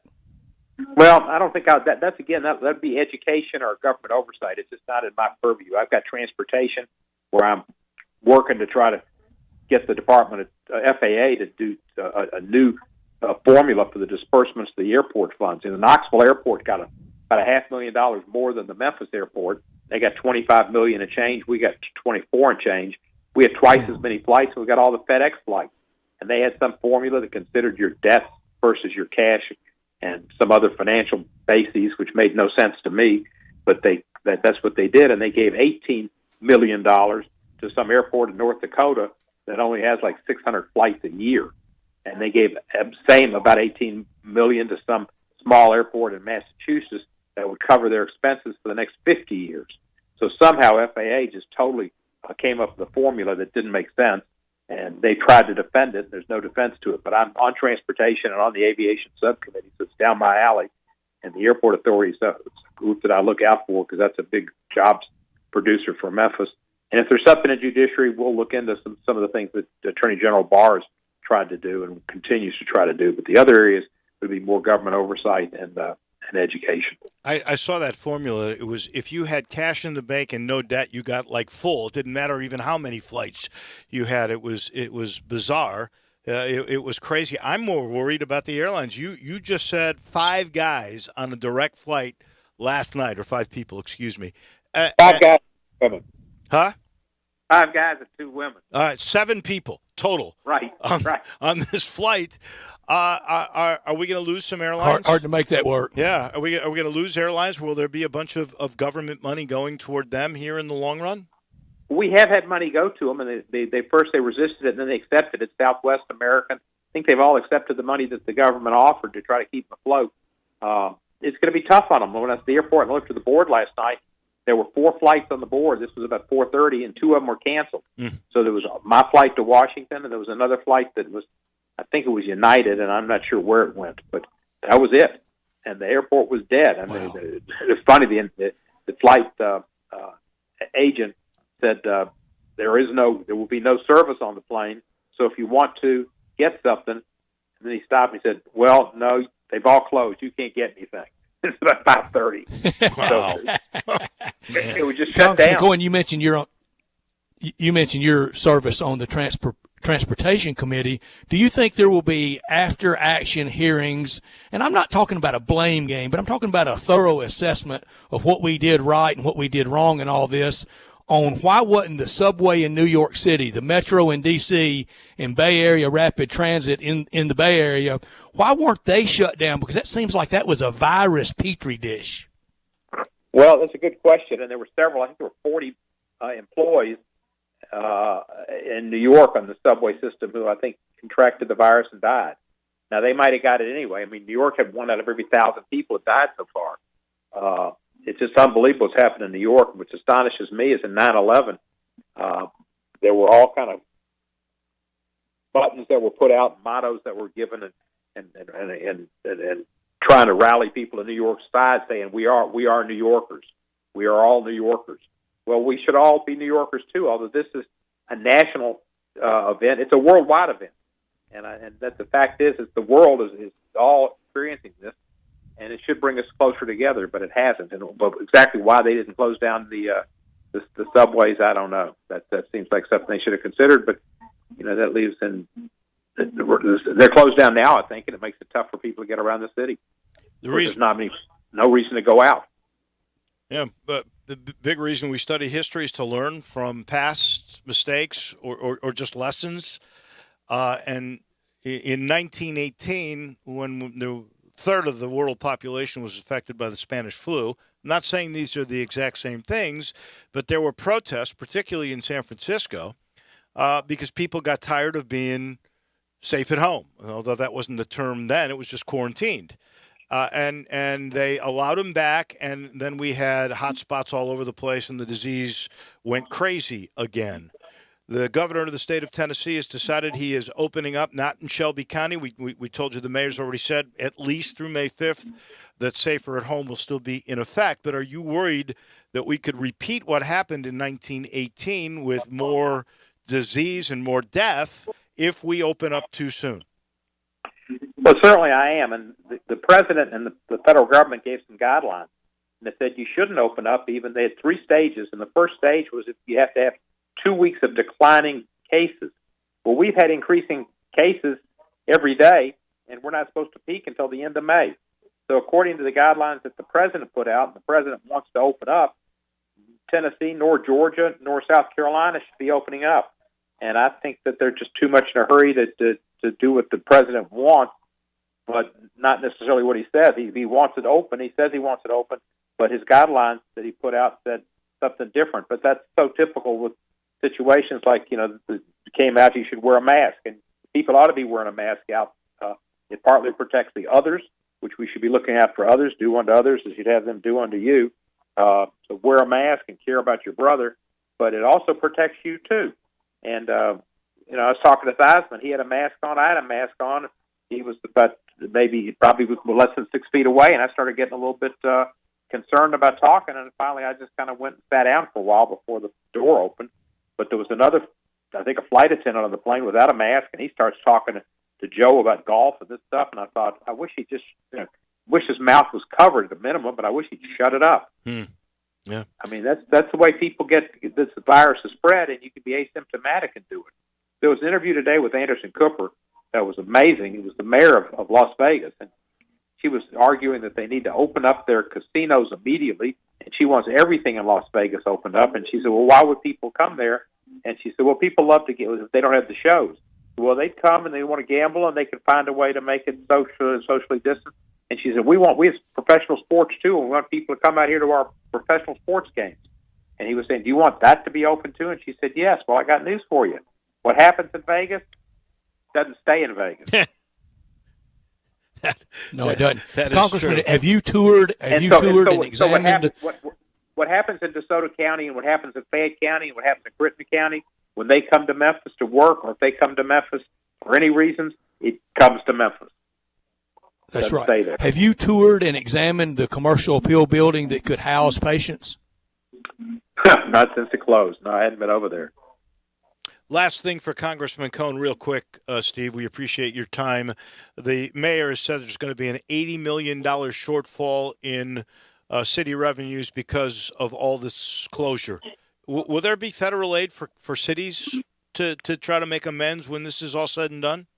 Well, that was the other attempt that we made to change the law, and we'll make final tomorrow. Besides getting the loans more directly to low income and small business, real small business, and to hospitals and healthcare and to testing, et cetera.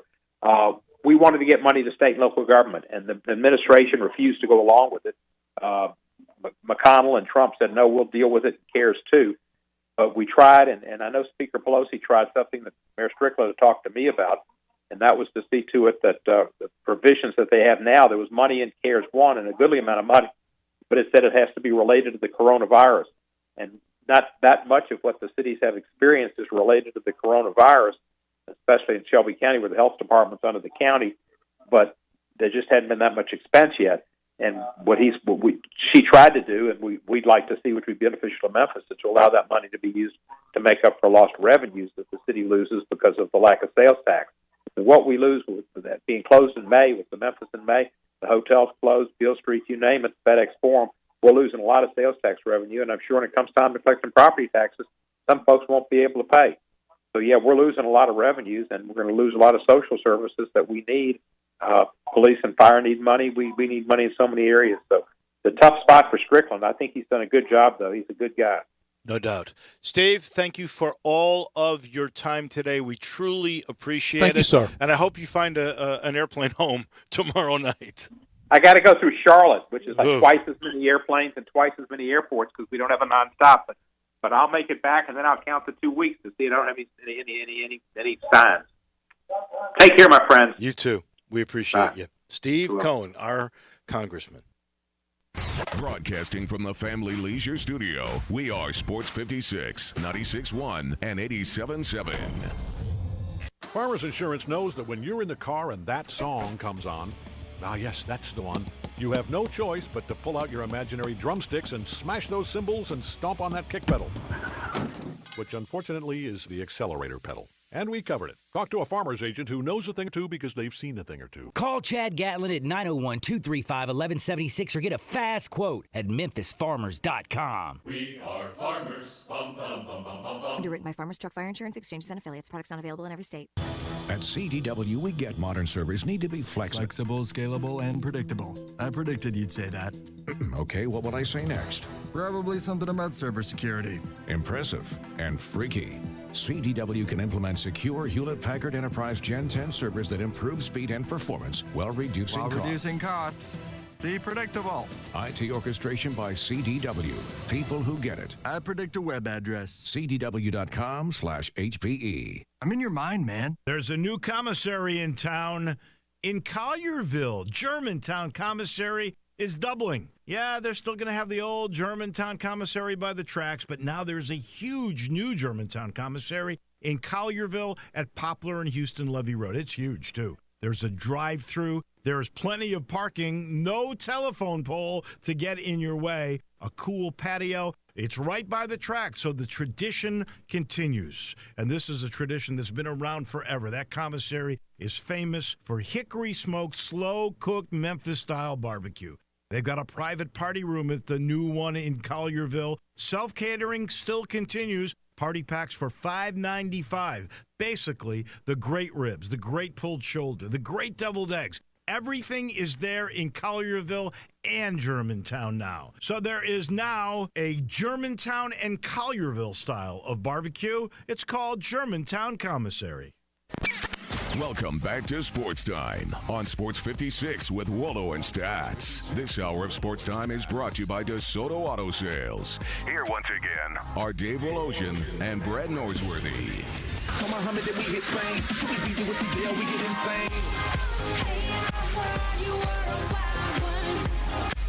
Final portion of this Wednesday edition. Brought to you by Homer Skelton Hyundai and Genesis of Olive Branch with these new enticements for you. 0% financing for 84 months if you buy a new car at Homer or at Genesis of Olive Branch. And 120 days to make the first payment. That's on select models. You heard me. 84 months, no interest, and 120 days, 3 months, before you have to make your first payment on select models. And if you're looking at great technology, there was just a business report that came out about all the brand new technology and how loaded these Hyundais are. And, of course, you know about my G70 or the G90 that I had, how much safety is involved in those, and what kind of luxury performance you get. It's simply outstanding. And then you know they're going to last forever. You get a 10-year, 100,000-mile limited powertrain warranty on every new car. Just do me a favor. Go see for yourself. See why I call it the standard for car business. Get on Lamar. It's Highway 78 when you pass State Line Road. When you pass State Line Road, you're there because it's the very first exit. Craft Road, turn left. Go see Chris True and look at 0% financing for 84 months on 120 days to make your first payment at Homer Skelton Hyundai and Genesis of Olive Branch. Ladies and gentlemen, all of a sudden, it's crunch time.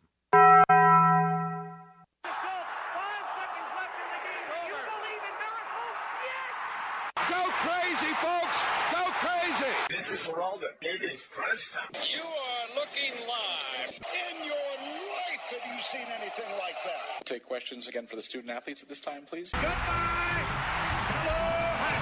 What's happening, big dog? How you doing? Is this thing working? It's obviously crunch time. Hammer, nail, coffin, this baby is over. Woo! Woo!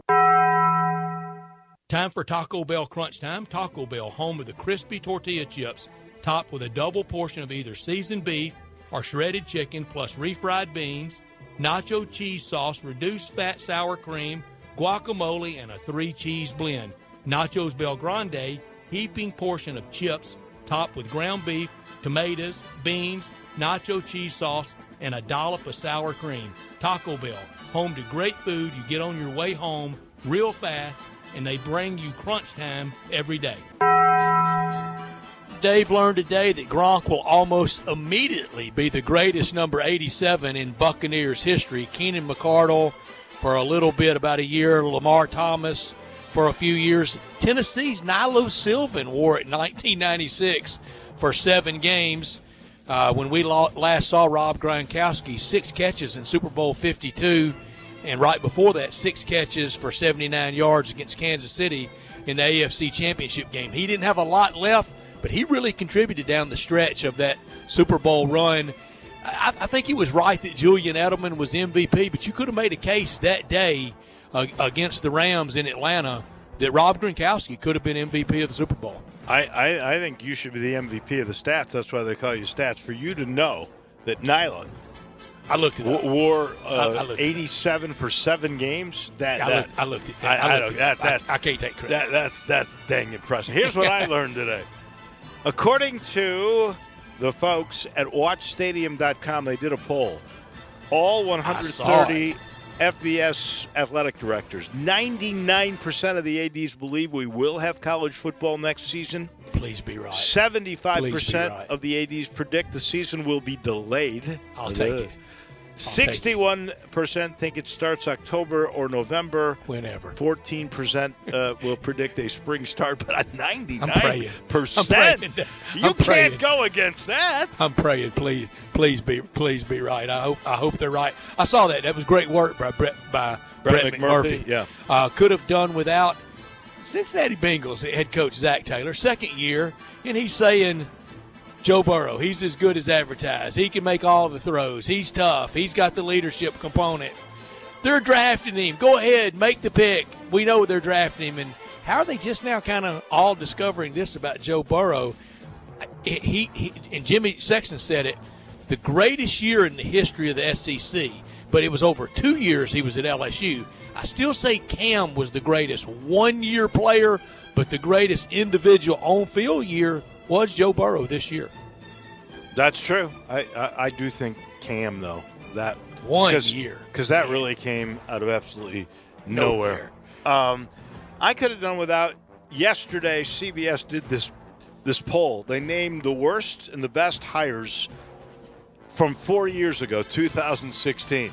So the worst hire was Kevin Stallings at Pitt. He got an F. Mike Dunleavy got a D-. He didn't win a conference game the last year. I don't know how he got a D-. And guess who else was the third? Tubby Smith. He got a D+. Tubby had winning years. He looked like John Wooden compared to those two. Yeah, exactly. The best was Chris Beard at Texas Tech. Yeah. I get that. Greg Gard at Wisconsin was second. How about this? Johnny Dawkins got a B. He was like fourth or fifth. Josh Pastner got a C+. You know, some of these people have been my teachers. I'm with you, man. I'm with you. If Mike Dunleavy got a D- at Tulane, I know. Heck, I might have been fourth now. Tulane's too good a school for me to be a 4-point.